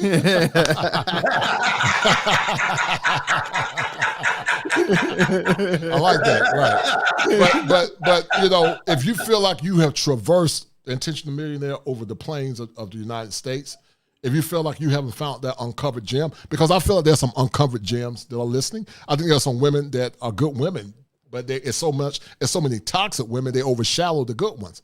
But if you feel like you haven't found her here in America, get your passport. Travel abroad with the understanding that women universally are the same at their core level. What I mean by that, they want provision, protection, maintenance, and security. They can be manipulative if you're not a man. If you don't come in to be a masculine man, they will try to manipulate you. But watch this.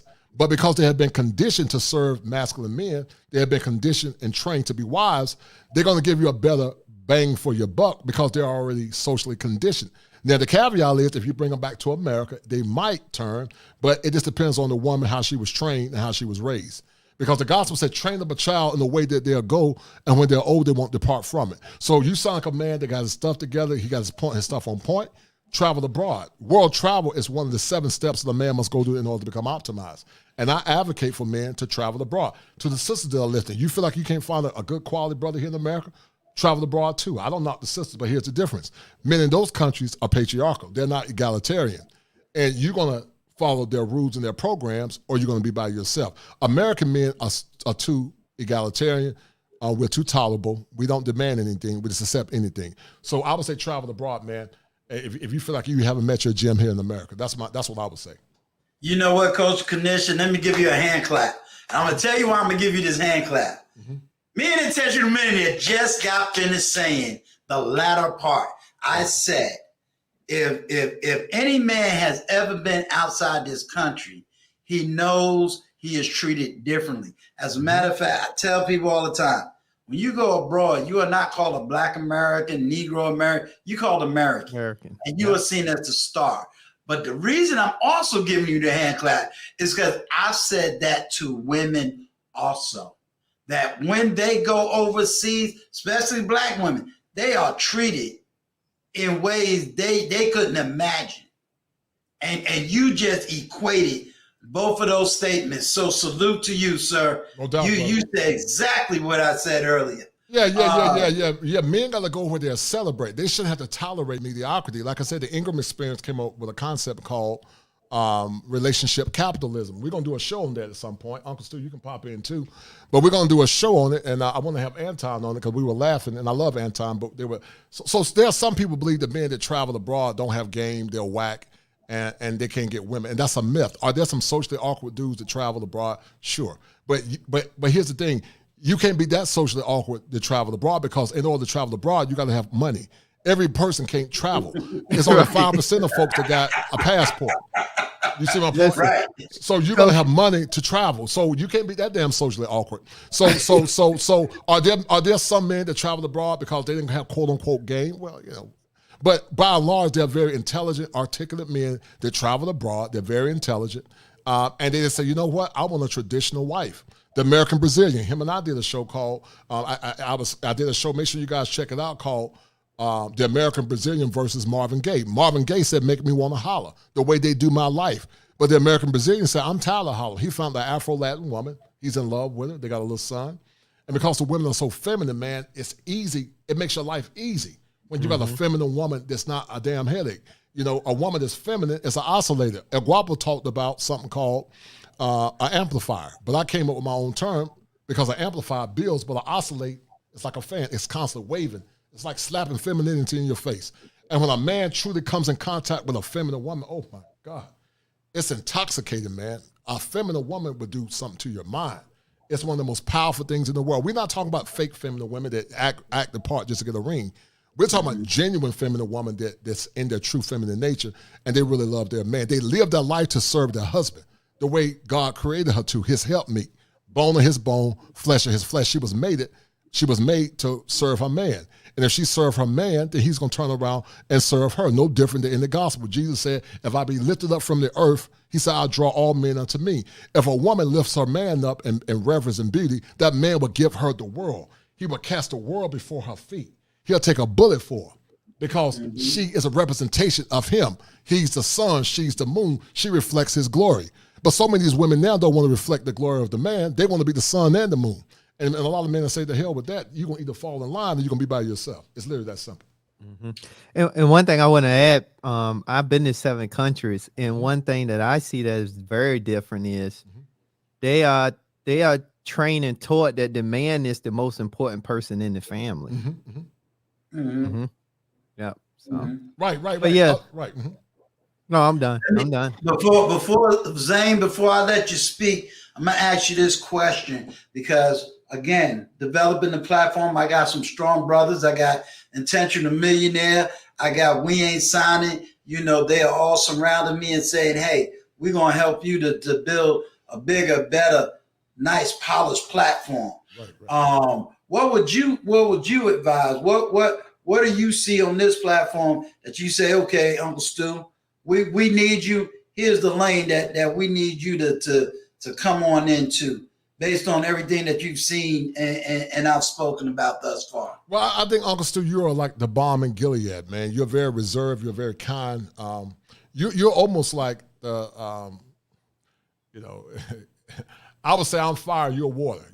Together we create steam. You're very reserved and very relaxed, and you have a very kind heart.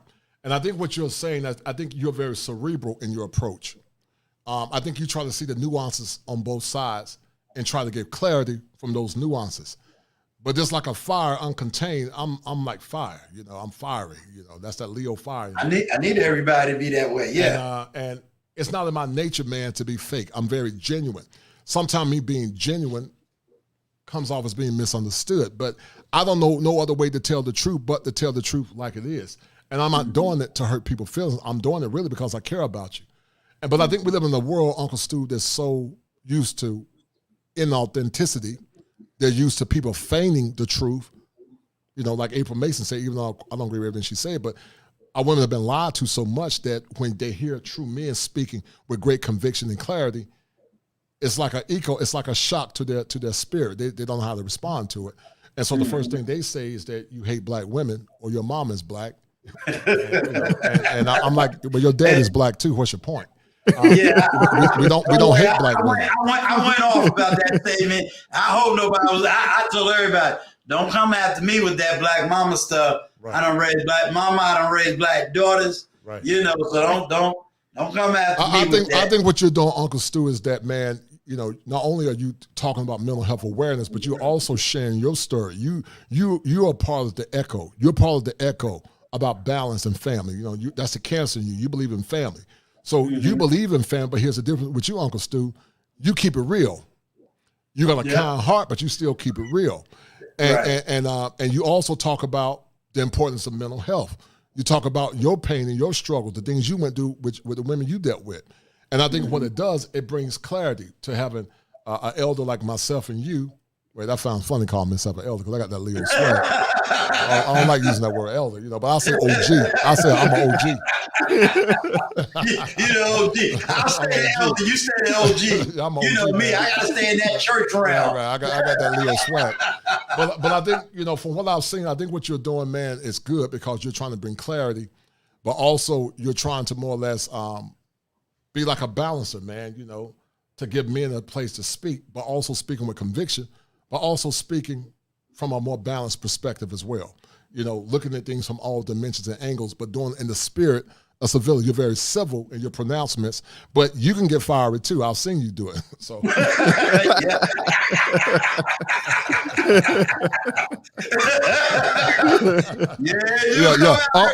Listen. Uncle Stu, the old man on the block, but get off the block if you take him there.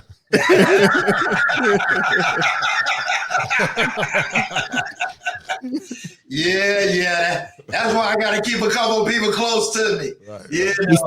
That's that New York come out of. That's that New York. That NY.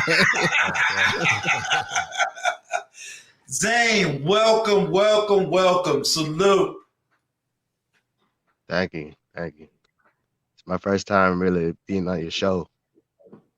Yes, sir. Welcome. I hope that you're enjoying what you're hearing, and like I said, I'll definitely have this ain't gonna be the first, and this ain't gonna be the last. So, right now we just preparing for 2022, and so you're gonna get all my books. You're gonna get it on nothing but raising up the standard if you need your standard raised, and then I got examples of men that is already at the top. So I'll show you what they look like, and I'll help you build to where they are. And hopefully, based on how old you are, you'll be able to exceed them. Because I'm that person that says, I want you to be 2 times better than me. I want you to exceed farther than me. And I want you to be the man that was even better than me. Because I believe in what that Bible says, that every man that came up under a good leader multiplied what that leader did. And I probably have to do a series on multiplicity of the leadership. Yeah, that's right. I feel, excuse me, I got a cold, but I do feel them sentiments really. But Yes, sir. for the most part, it's like, I don't know. I've been listening to you and Kosher Clinician. Yes, and sir. I don't know, y'all pretty much answered most of my questions I had in my mind about, women dating and relationships. But it's like, for me, it's like, I feel for me as myself, I feel more like I'm a more a man, and I'm also a simple man. Like I don't really I haven't been in the dating market, so to speak, but it's like I don't feel a need in this type of in this time of days or whatever. Excuse me. If you don't mind, But how old are you? I'm gonna sound like KS right now. How old are you? yeah, I'm just not gonna ask you your body 31. size.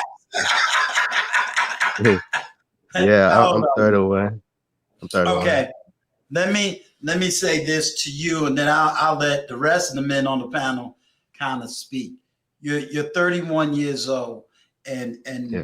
what I'm going to use one word. Other men may use a different word. Okay. Mm. For you, Zane, I need you to learn how to love yourself and learn the peace of being alone.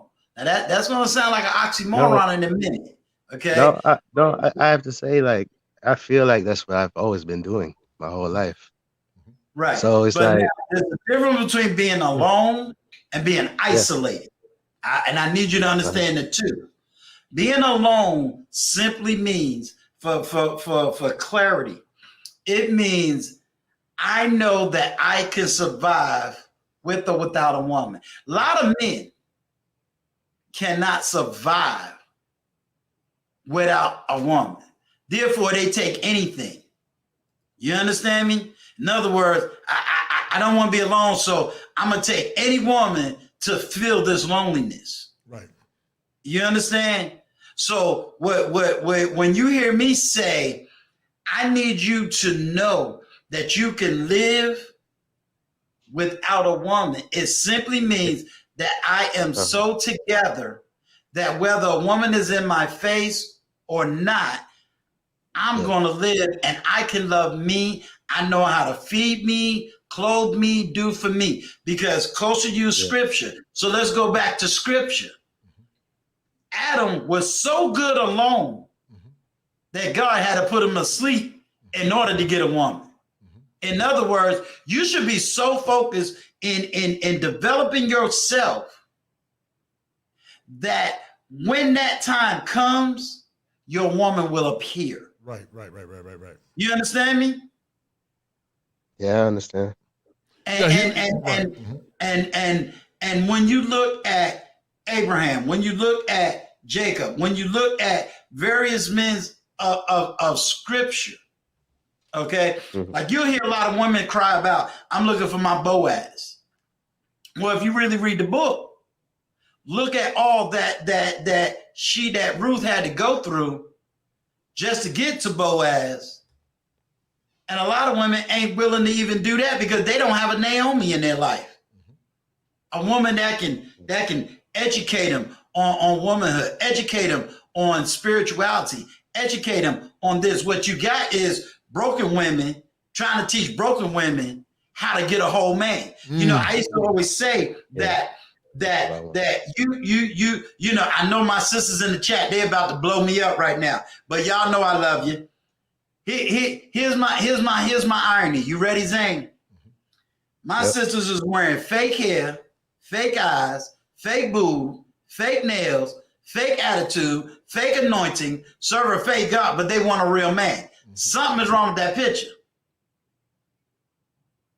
You see what I'm saying? So in other words, the better that you are mentally, spiritually, financially, and socially, then you'll know how to vet a woman. At least, I'll say at least 80% of the time. Why?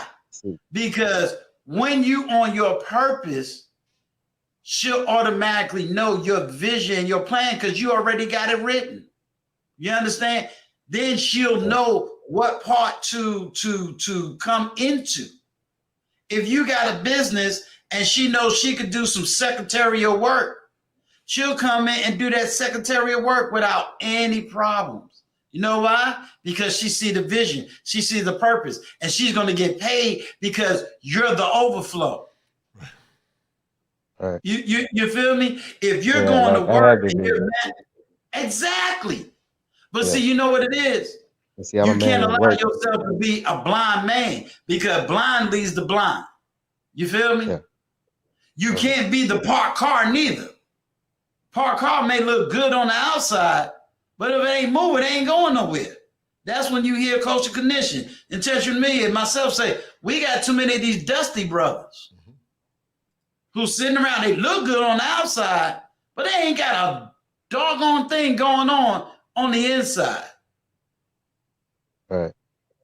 You know, so you're in a good place. Now I would just tell you, sit down today and ask yourself, where am I going to be 5 years from now? Where am I going to be 10 years from now? And begin to put those plans and those thoughts together. That's true. Okay. Anybody else got something to say? I guess that's that coming off the block Coach was talking about. Like my only thing is that I wanted to say is like, you know, when you say like about these women who want a real man, but they have these fake aspects about themselves. It's like, you know, I feel like I do vet women a lot like that, but it's like I feel like I found one person that's kind of, you know, like stands out.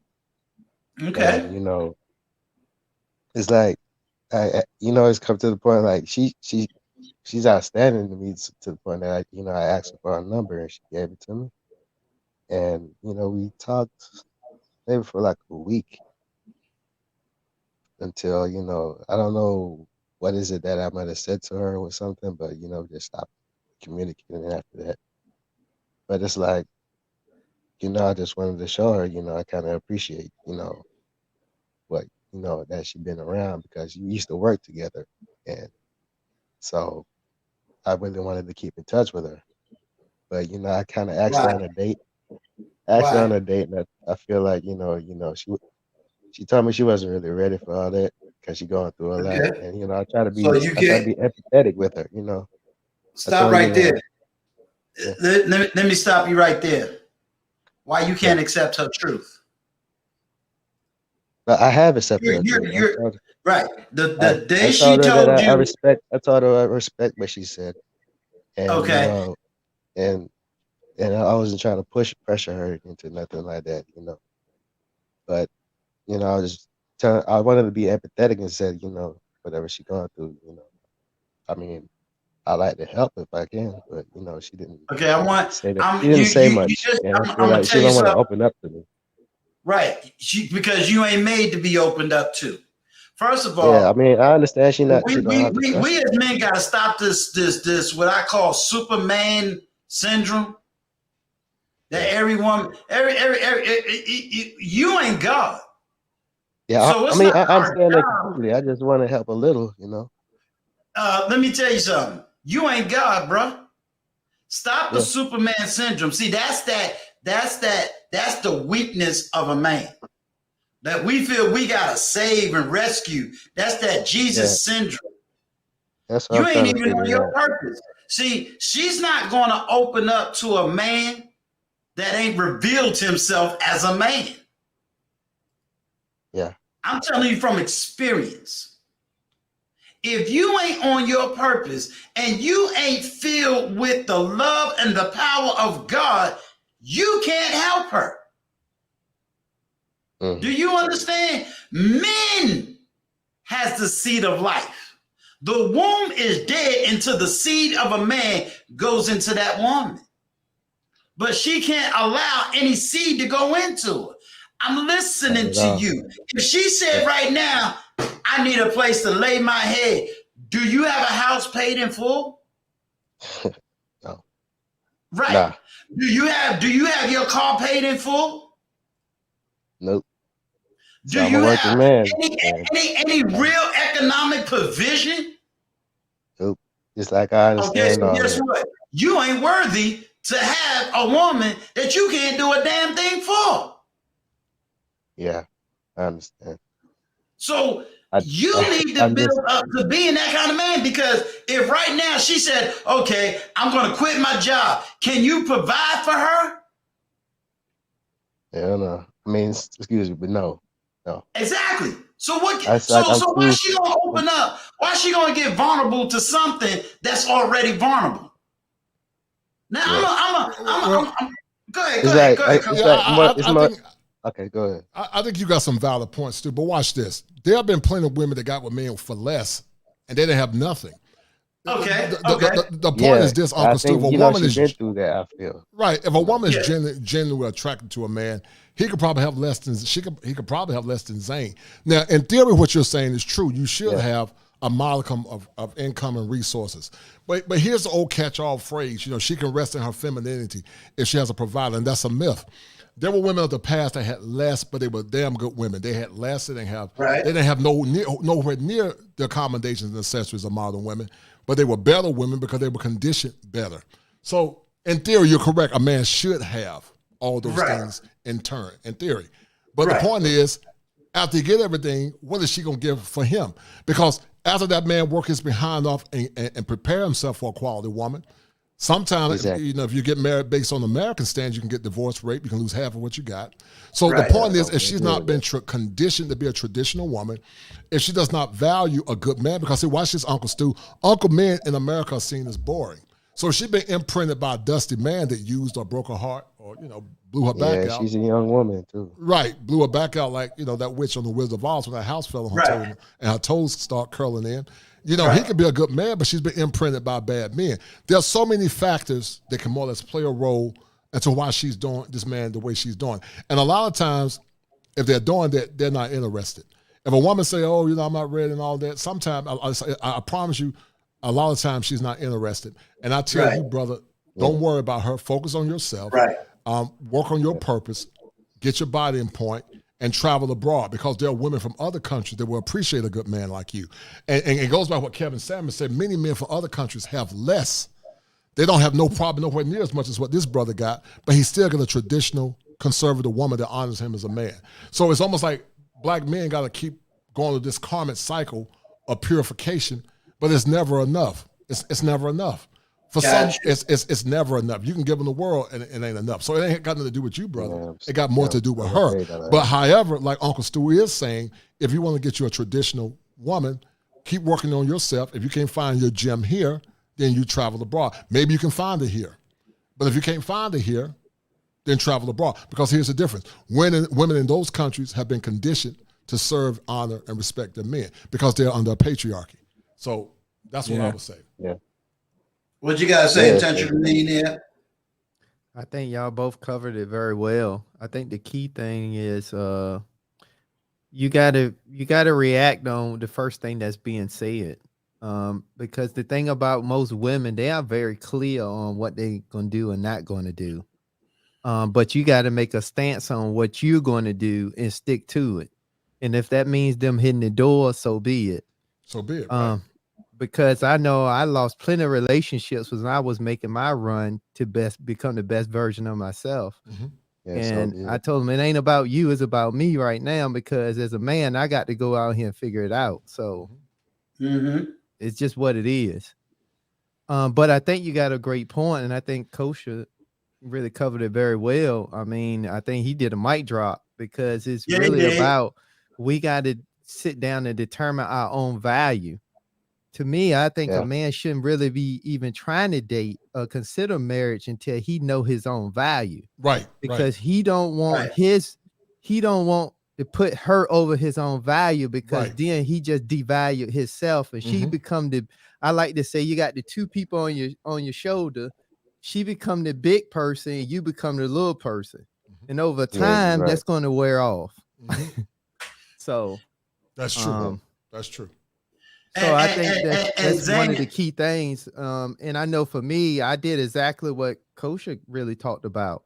You know, when and Uncle Stu know my story. But when I had my situation, I spent a lot of time just focused on me and what I was going to achieve, and nothing else really mattered to me, because I had to get deep and get in the roots and get in the dirt and figure out my roots.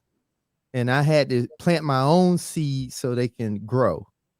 And I think most people got to really do that. I had to really go, and most people don't want, and most for men, we got to go till the soil.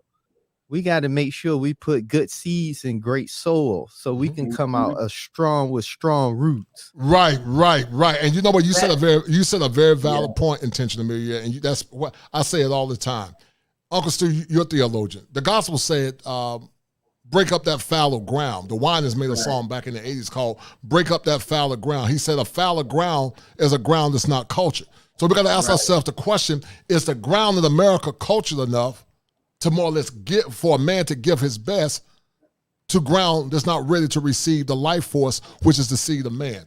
And the seed of man is not only his DNA, it's the words of wisdom that come from his mouth. I feel that the culture, the ground here, it's fallow.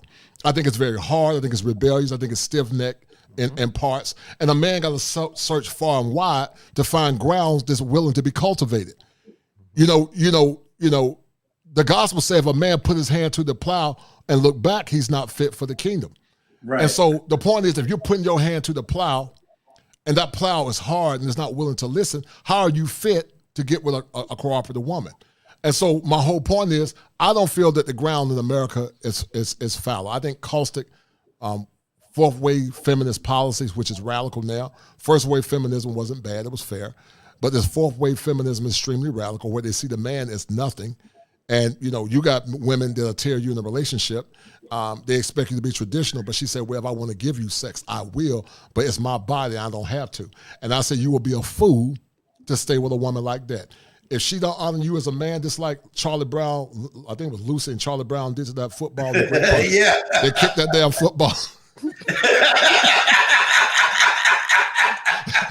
You get that football and you punt as far as you can, man. You keep that moving. Because you have inherent worth and value as a man. You get with a woman that's going to love you. And like the intentional millionaire said, you set the parameters. First heal your mind and your body and your spirit. Focus on yourself, focus on your money, come up with uncompromisable masculine principles, and then you proceed ahead. If you have to pay a dowry for a traditional conservative woman, if that's what you want, because those women are willing to honor and serve you as a man. Don't settle for mediocrity. In Southeast Asian countries, you know, there's a guy called Thailand Zoom. They love brothers in those countries. So my whole point is, if you can find your queen here in America, find her. But if you feel like after you've done everything, like Paul said, after done all, stand. Stand. And you stand firm in your masculine principles and you proceed straight ahead. You ever heard of healthy boundaries, Zane? Yeah, I do. I mean, I'm trying to find her boundary, but it is it. But you know, she closed off. I'm gonna drop some knowledge on a man's healthy boundaries, and it's gonna teach you how to set those boundaries and maintain those boundaries, because it's gonna protect you. Right. Okay, but you know, I just don't want you to go in with the Superman theory, because you go in and all of a sudden she drain you of all your resources, and then guess what? she out with your resources healed for another man. That's what we call a succubus. Yeah, it's a suck thing. The thing is, I'm not trying to dispense myself. No. This you gotta understand something, Zane. I may have 20 people in the chat, but you don't know who else is listening outside this chat. You understand what I'm saying? So I got people listening and gonna listen to the after live stream. They listen to the stream, but they may not be in the chat. So we want to make sure that whatever goes out, everybody got clarity. You understand what I'm saying? Because somebody might be like you, somebody might be a little bit to the left of you, somebody might be to the right of you, and they can take these nuggets and gems and know, hey, I can go forth, or I can live this way, or I can demand this of myself as a man. And if I don't know how to demand it, let me get connected to men that can build me up, teach me, educate me, cultivate me, so that I can stand as a man. That I don't have to look at all the mistakes I made in the past, as long as I'm willing to hold myself accountable and get men around me to hold me accountable to standing up as a man. Because trust me, when things fall, and in life things will fall, it's going to be those strong men that's going to keep you standing. If you stand around weak men, when you fall, them weak men leave. Right. Well, that goes back in the multitude of counselors, there's safety. And iron sharpens iron. The galvanization of strong men helps galvanize other men. That's why men need male spaces to say what they need to say and to say it unapologetically. Our women have had spaces for years to speak what they want to talk about. I have no problem with it. But it's time for men to say what they believe in and not fear where I don't want to hurt their feelings. Because in other countries, men say what they want to say. If you come into a male space, it's a privilege. It's not your right. And so men say what they want to say. And the good, wise women listen and try to learn and to understand. But in America, we've been so damn browbeat, and they think, well, I don't want to say nothing, no, damn that. I'm gonna talk. I'm gonna speak fire. I got fire for your mind. I gotta talk. I can't be in a condition where I gotta be silenced by no one. It's not in my nature to be silenced. When you try to control me, I'm gonna be like that angry lion in the cage. As soon as I get the key, I'm gonna bust out. And so I don't like to be silenced. I don't believe in the silence of men, but unfortunately, Uncle Stu, we live in a very PC culture where men have been conditioned to be silent. And they, some of them just tap dance around the issue. And, It's a lot of that. Yeah. It's a lot of tap dancing. Yeah. And when they hear strong masculine men think, they don't know how to expect. They'll say, "Oh, you must don't." Oh, I love black women. I love me some black cotton. My hands are huge. I love taking these big hands and rubbing my hands through some black cotton. I call black women hair black cotton. I love black cotton. I think it's sexy. I love black women. But the key is many black men don't love the behaviors of some black women in America. So they say, well, because our sisters are not cooperative, we'll find sisters from other countries. The gospel say, I came to my own and they received me not. They received me not. Don't worry about it. I got some preaching coming along. They don't know scripture like I do. Trust me, I got it coming. Right. Joe Reigns, what you got? What you got for me, my brother? It's actually Chaos Reign. I'm sorry, Cat. My bad. I'm an old man. Sometimes my literary rate don't go high. All right. Damn, it looks like I got free flowing. What can I add on? Well, I'll say this. It's funny. Culture talks about other countries, and I did content on this to find out. There was a propaganda scheme towards black men in regards they want younger women, and that there was a certain limit of age of down there in outside of America. And I just pulled up and Google the age of certain countries, and I find it interesting that women will use propaganda for certain countries, that a man that can't find, I guess, his mate here, that he goes elsewhere, right? Right. That you're going to be exploring your options for younger women as young as those what it called prepubescent teens, and that's prepubescent. Really, yeah, that's not really necessarily the case. Besides, Brazil is the age is so-called 14, but mostly when people go to Brazil, they go for many reasons. But my thing is this: that they're gonna say a lot of things because let's be honest, man, it's able to control the male population species so that way he doesn't explore his options if he cannot find what he needs here. It's more advantage to them. How I know? Because let's be honest, if they're able to get the man they said that they could get, they will not really have this so much energy trying to suppress the black males here in America. Because now you're able to, get certain groups of men. Men will not only use it as a night on the fun in the bedroom, but taking more serious as marriage.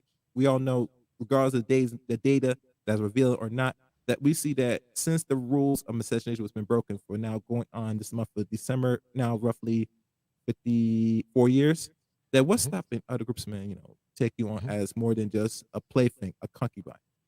These are questions that a lot of men have been asking these ladies. Ladies don't have no rebuttal because it's proven evident that they are not just loyal, but they want their own likeness. Right. And the women that they deal with brings a certain caliber energy, so they're able to do what they need to do. And here in the Western world, women are free. They operate as an individual because the system gives them everything that's needed. They don't really need no men for most of everything. Now, if we want to go there, so when they look at the black man today, in their mind, the black man's free to them. Men are free. Men are So free, because right. of this attitude, there's no need for emphasis or change. They don't need to do anything just to appeal to the male population. They'll say, just take me as I am. I bring WAP to the table. That's it. And we all know WAP is not enough. Even the men that has something going and they're looking for something more, you gotta bring something more to that if we want to be honest. But we know that most women feel say, I view you as a species as free, and I will do certain things for maybe other men, but I won't do for your black behind, in other words. So you're showing your color. So obviously you're not in no plan of negotiation with the men in any space. Either you do with some of the men that is on their path of doing what they're supposed to do, or you just keep pushing. That's what I'll leave out. Okay. What the scripture you cited, you what you need to do is when a woman says, accept me as I am, you got to go with the fullness of that scripture. Jesus, there's nowhere in the Bible when you ask anybody, where does it say come as I am? The reason that's an implied statement is because you come as you are, but once you meet God, you ain't supposed to stay that way. There you go. You don't stay as you are, right? You don't stay as you are. Right. You come as you are. You don't stay as you are. You don't stay as you are. Right. Which means this is where the theological word of sanctification comes in. At. Yes, sir. Right. You gotta be sanctified. Right. Then be filled. Right. It didn't say come as you are, stay as you are, and then you stop. That's like saying I'm going to take a bath, but I ain't got no soap or water. So accept me in my funk. That's not what that means. So you can't sit there and say, even let's take holistic marriage. You come into the marriage as you are, but in the midst of that marriage, there's going to be some sanctification process to bring you together as one. You see what I'm saying? So that's why Kosher said, yes, in a marriage, you have submit one onto another and pray. You see what I'm saying? A lot of women like to say, well, the bedroom is not defiled. Yeah, but what did Paul tell you? You got men who are in sexless marriages. Yeah, I've been hearing about that. Right. You got men that got to bathe their woman. You got women that hold back sex as a form of punishment. Punishment, right. What did Paul say? Paul says it is better to marry than to burn. But he also talks about the only time you're supposed to withhold your body from each other is during fasting and prayer. And then what does he say? Immediately after the fasting is over, you're supposed to come back together. Why? Because he said the devil is a tempter. You understand what I'm saying? Right. So now that's if you're going to use biblical principles. Now, I'm gonna tell you something, and again, I believe in results. If men right now stop worrying about the woman and begin to do what you need to do. Now, if you're already at the top, you're gonna draw all women. If you somewhere in the middle and you need to polish yourself up, polish yourself up. If you at the bottom, bro, you need to come on up. You understand what I'm saying? So there's layers to this thing. So I want to make sure, what layer are you on? Where are you at? Because I'm gonna tell you something. I'm gonna just be 100. You got some dusty brothers trying to cite a whole lot of stuff, and bro, you ain't even began yet. Now you got some brothers in the middle. I'm gonna work with them all day long. You understand? They just need a little tap in here, a little dirt off of here, little scrub over here, and they on their way. And then you got brothers already at the top. You know what I'm saying? They got the bag, they got their mental health, and what are they trying to do? They're trying to get in a position where they're just surviving the atmosphere. And what Kosher is saying, for those type of brothers that's trying to survive the atmosphere, there is oxygen in other places. Right. Hey, and you know what they said. I'm saying? So we gotta see. If I'm wrong, I stand to be corrected.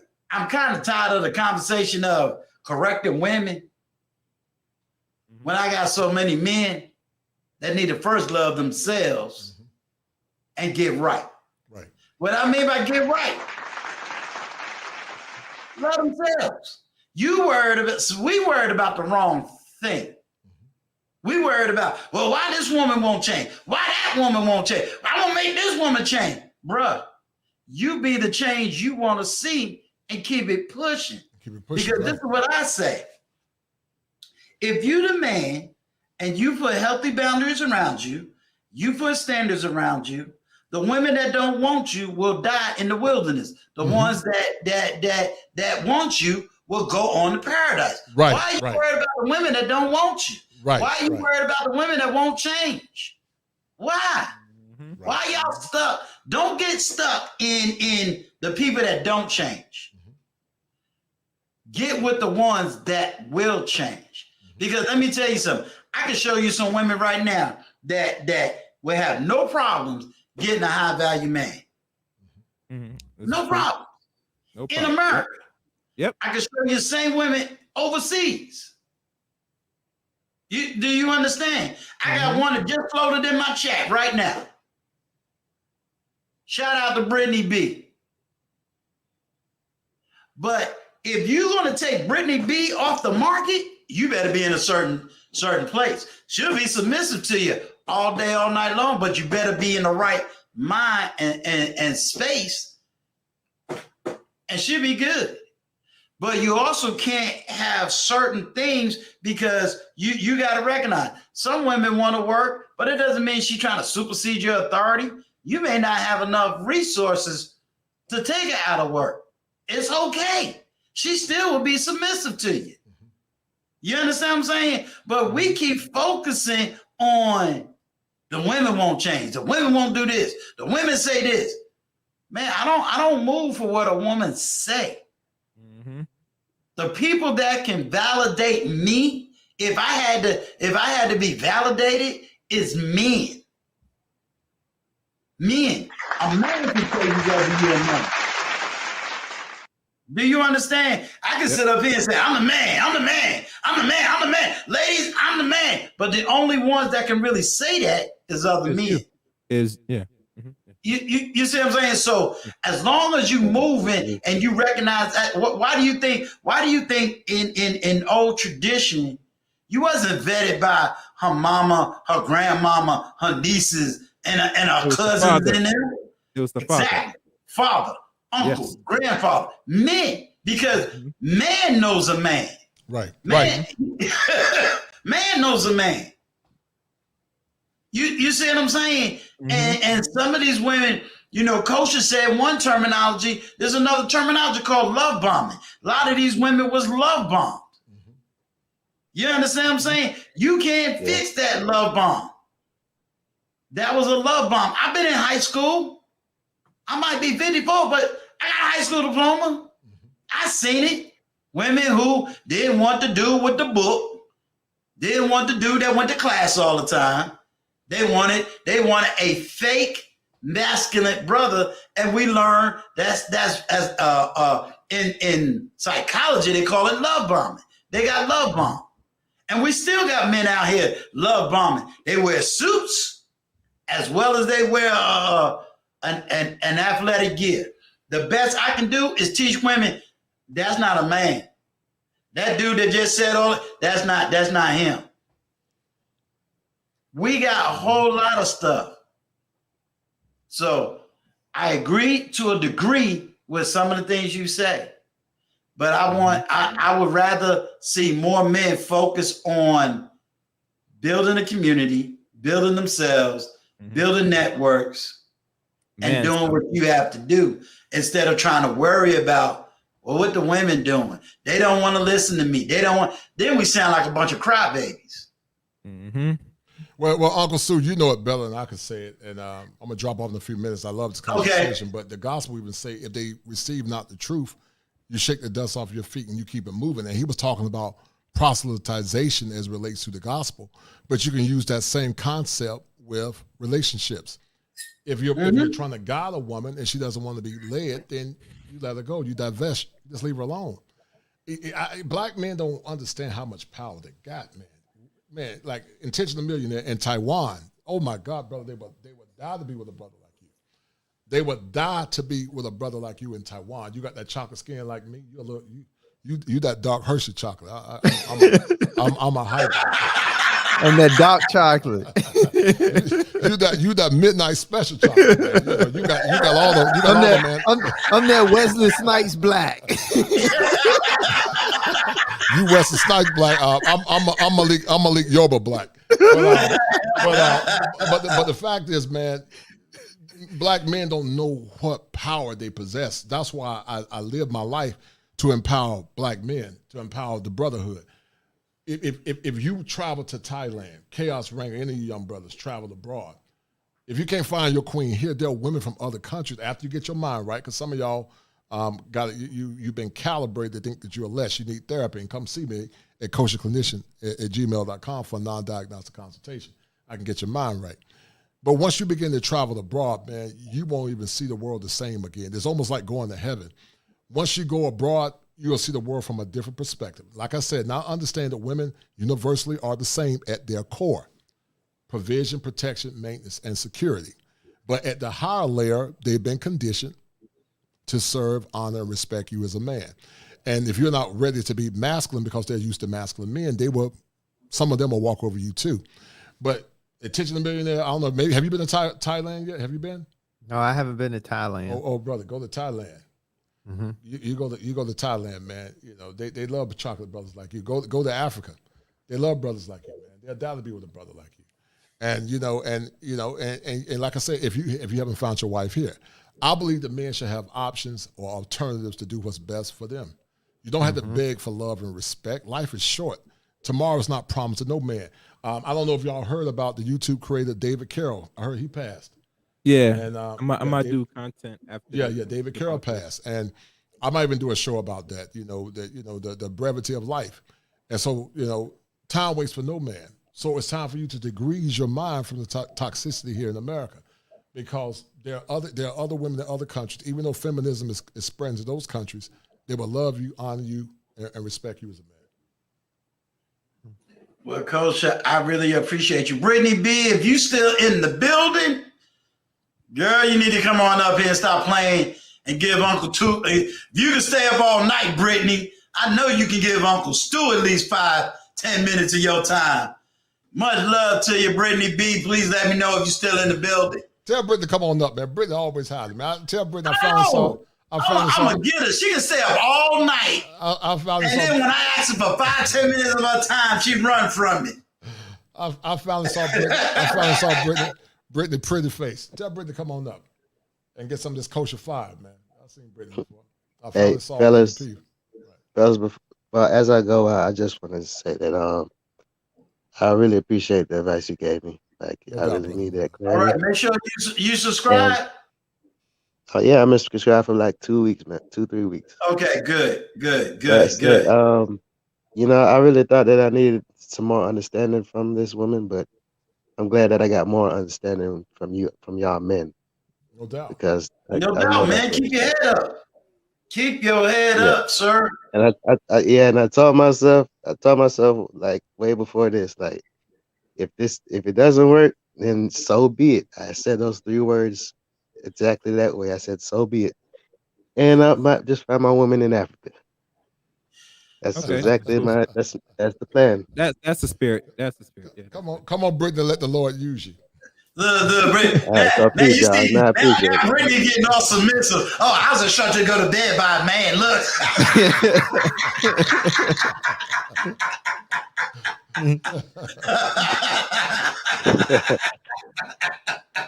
Hey man, peace and good night, y'all, man. Thanks. All right, All good right. night. Hey, I appreciate you coming by, man. I'm glad you got some help, and like I said, you know, don't worry. There's gonna be some powerful content, you know, coming off of this platform and whatnot, and definitely stay in the right places.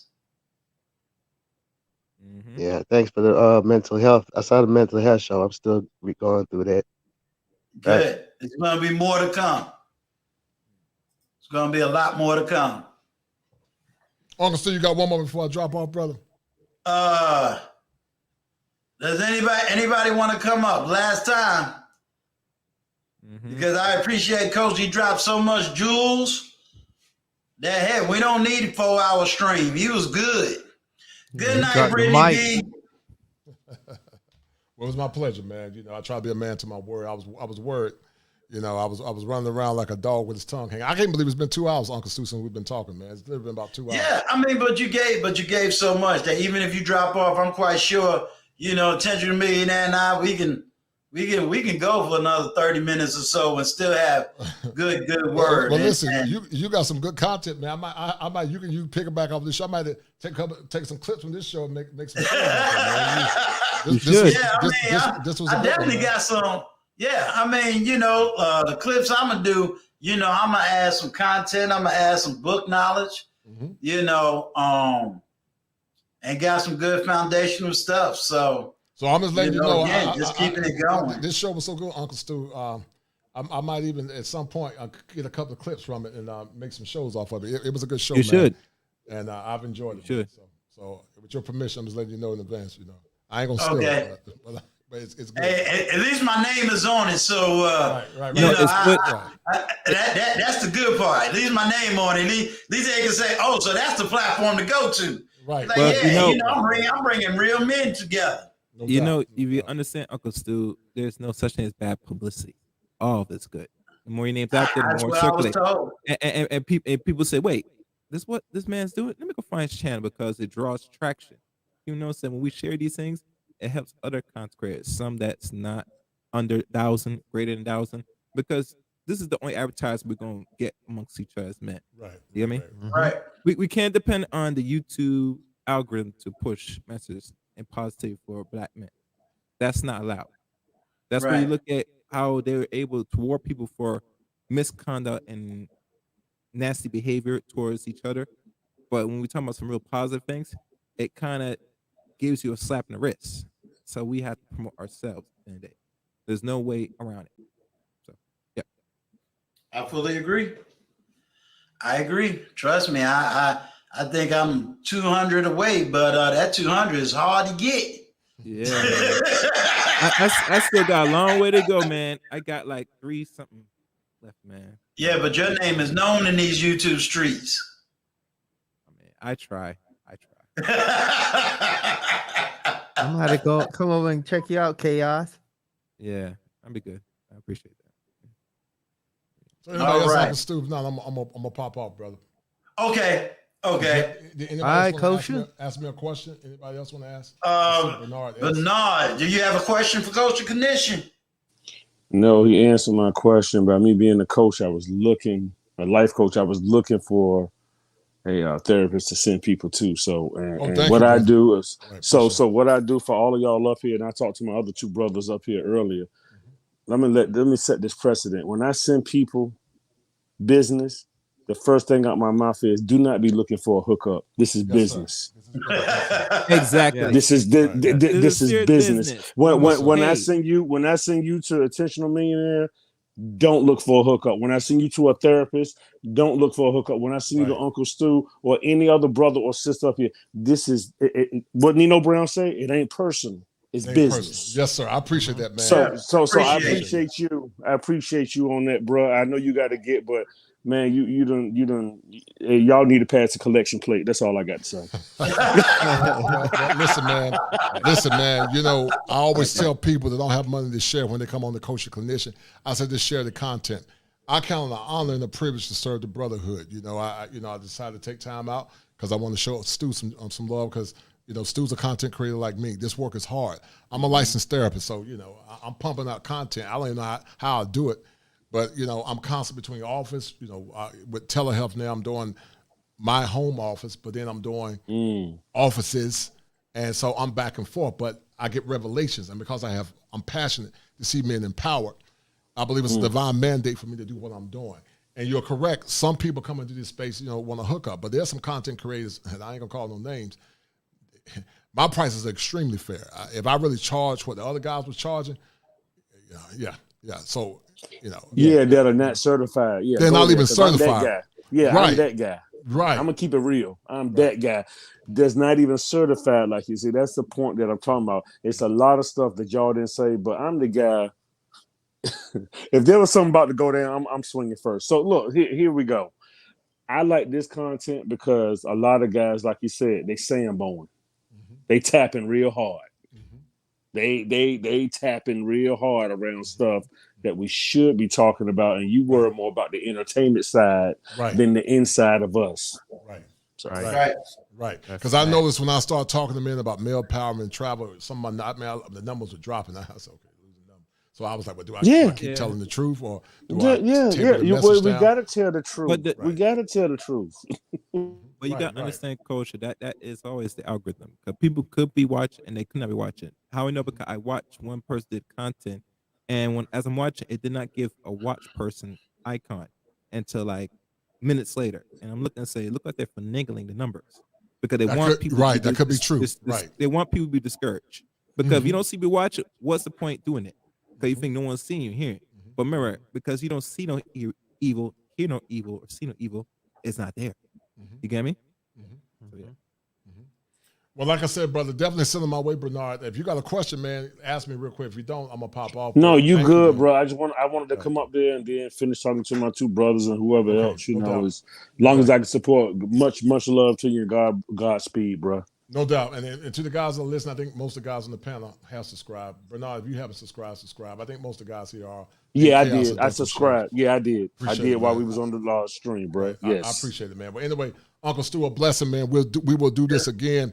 Absolutely. I got some fire shows coming up, man. That's going like they said. Are you ready for Uncle Stu? Can I tell you what I'm going to do? You know, I always slide over there. You know me and Tim is always over there. But are you ready for what I'm going to do for him, Uncle Stu? I'm going to give it to you right now. Are you ready? I'm about to drop the bomb. Boom.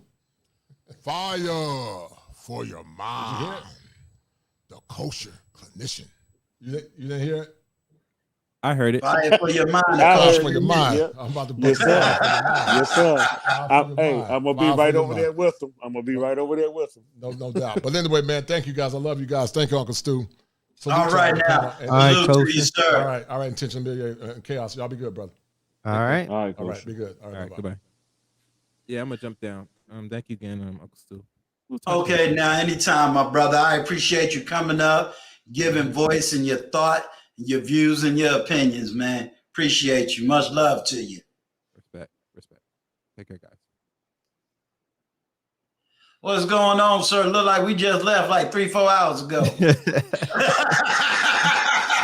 Wait a minute. Hey, look. Hey, Tim, he want to take it there. It looks like the Trinity. Okay, let me stop.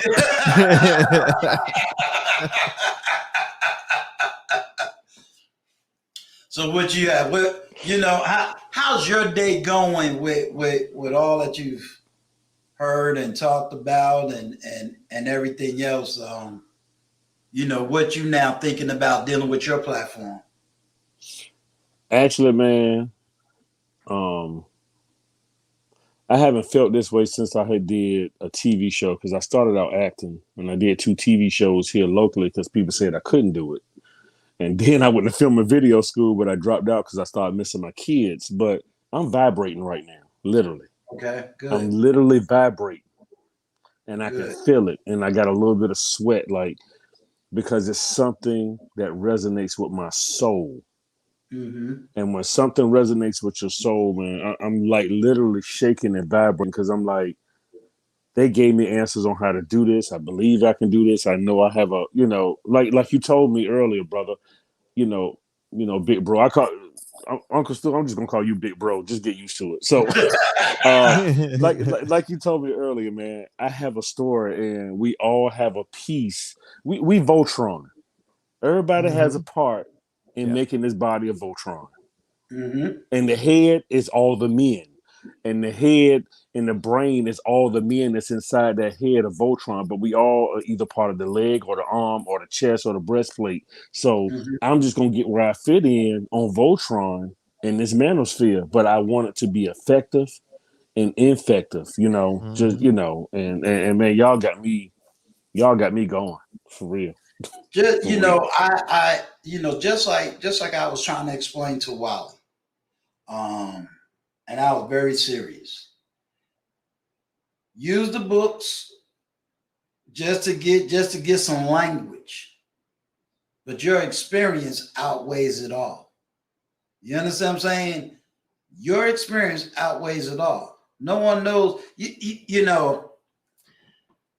Gail did a stream. Matter of fact, she did it at the same time that I was doing mine, so I couldn't be in on her live. And she came out with the question: Black men are better fathers than black women. You feel me? That went against that right there was had to be a fiery stream. Gail should be at 5K right now. She might be a high. How that statement is. So and Gail already knows, because I'm not a thief. I'm gonna ask for mention. We're gonna have that same statement right here on this panel. Why? I'm a single parent dude. You understand what I'm saying? I was a single parent too. And I won my daughter in court. So what did the court say? Since everybody wants to talk about court said I was going to be the better father. And guess what? What was the results? My daughter is right now earning her master's degree.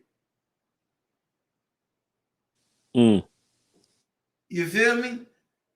She had structure. She wasn't in, and in spite of everything, and she's still in her feminine. She can do all the feminine stuff: cook, clean, wash, sew, whatever you call it. She didn't grow up masculine. She didn't grow up looking at no other body. I took her to when we was down there in North Carolina. I took her to Bennett College. That's an all-female black college. She went in there. I took her in there. She, because she went there for what they call middle college. She wanted to go to a HBCU. I said, well, okay, I'm not going to let you go to A&T, but I'll let you go to Bennett. We went there, sat on the campus for 3-4 hours, because they got to take them around and chauffeur them and do all this other stuff, right? She get out the campus. She said, Daddy, I don't want to go to Bennett College. I said, why not? Says a black college, is a woman college. She says, no, because all they kept complaining about was men, and the way they was talking about men. Daddy, that's not you. Uh-oh. Exactly. Uh-oh. Now that came from her. So she ended up graduating from UNC Charlotte. She good. You see what I'm saying? So what is, and that was, we going back 6-7 years. So what is that saying? That you got toxicity even coming out of HBCUs about black men. And they paying for it too. Wow. You're right. They paying for it. Oh my God. You understand? So a lot of women is going to these colleges, but they being so inundated with pain. They're being taught to fear you. They're being taught that you're the evil one. You're the boogeyman. You should be feared and not loved. They're coming into relationships saying, I want you to accept me as I am, but I have trust issues. They're coming into relationships and they're saying, well, I want you to accept me as I am broken, but you better be whole. They're coming in and they saying, because I carried this child for 9 months, it's my child, not our child.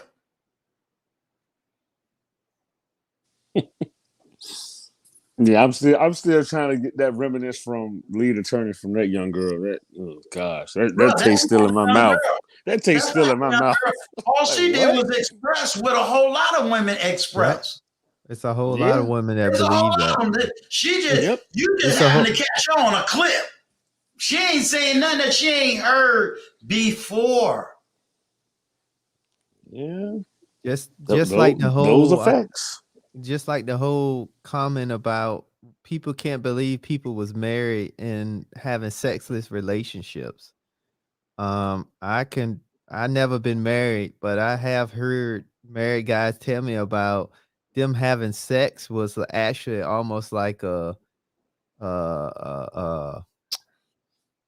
rarity. It was almost like going to like a 8-star hotel or something. Because they did it so infrequently. And then I remember one guy that divorced. He said he divorced because he wasn't getting none. And he said the only way he would get some is when she went to sleep. I was like, what in the hell is that about? Yeah. To answer your question, I never put a perm in my daughter's hair. I never really believed in that whole chemical process. So no, I never gave her first perm. Yeah, Attention Millionaire, going back to what you said, yes. And you saw what I put in the chat. And this is across the board because even when I go to work and these guys are like, oh my God. I'm like, and for the guys that might be okay at home, let me tell y'all something. Let me tell something for women to watch. Everybody remember Adina Howard. Yeah, okay. We all remember her. Bump to the break of dawn. But when she did Unsung, and they found her in Charlotte, North Carolina, like a couple of years ago. It's on YouTube. She says to date, she goes, I'm good at once a day. She said twice is a good day. She said, but if I can get it 3 times a day, she said, I still go hard like that for my man. I was like, oh, well. when I say she probably made a lot of wives and women blush, it was crazy because she was upfront with it. And she's pretty much saying that's one thing you're not gonna worry about. So, when you have, like you guys were saying, women with a mentality to take care of their man, well, you're not gonna give Attention Millionaire a reason to go anywhere. You're not gonna give him a reason to go anywhere. But you gotta know what you're getting when you get this king. You see what I'm saying? And so, a lot of people that's what I'm gonna talk about because I can come from a married perspective. And I've been married twice, so I didn't give up on marriage. So this is my second marriage, so I didn't give up on it. But here's my thing. When I do my show, it's going to be like Big Bro say, man, I'm going to come with the hard stuff. Like, yeah, I know y'all having sex in marriages and you're doing. I even had guys say, I do the adult thing and that's safer than cheating. But I'm still in my marriage. Huh? Oh, bro, we go deep. We go deep in the barbershop alone. I'm gonna get a lot of my content from the barbershop, just so y'all know. And that work. But yeah, it's a lot of that. What we talked about, Uncle Stu earlier in Attention Millionaire. I want to talk about the subjects nobody want to talk about because it needs to be talked about. That's the elephant in the room. Stop dancing around the elephant because he's still tramping everybody. So, yeah. The elephant still in there drinking water and shitting. All day long. And ain't nobody cleaning it up and it stinks. So you gotta act like you don't smell it or you don't see it, but does anybody else want to come up?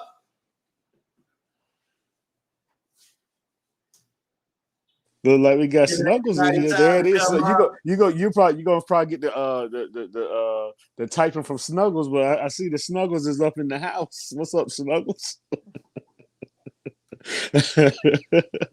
Snuggle just looking.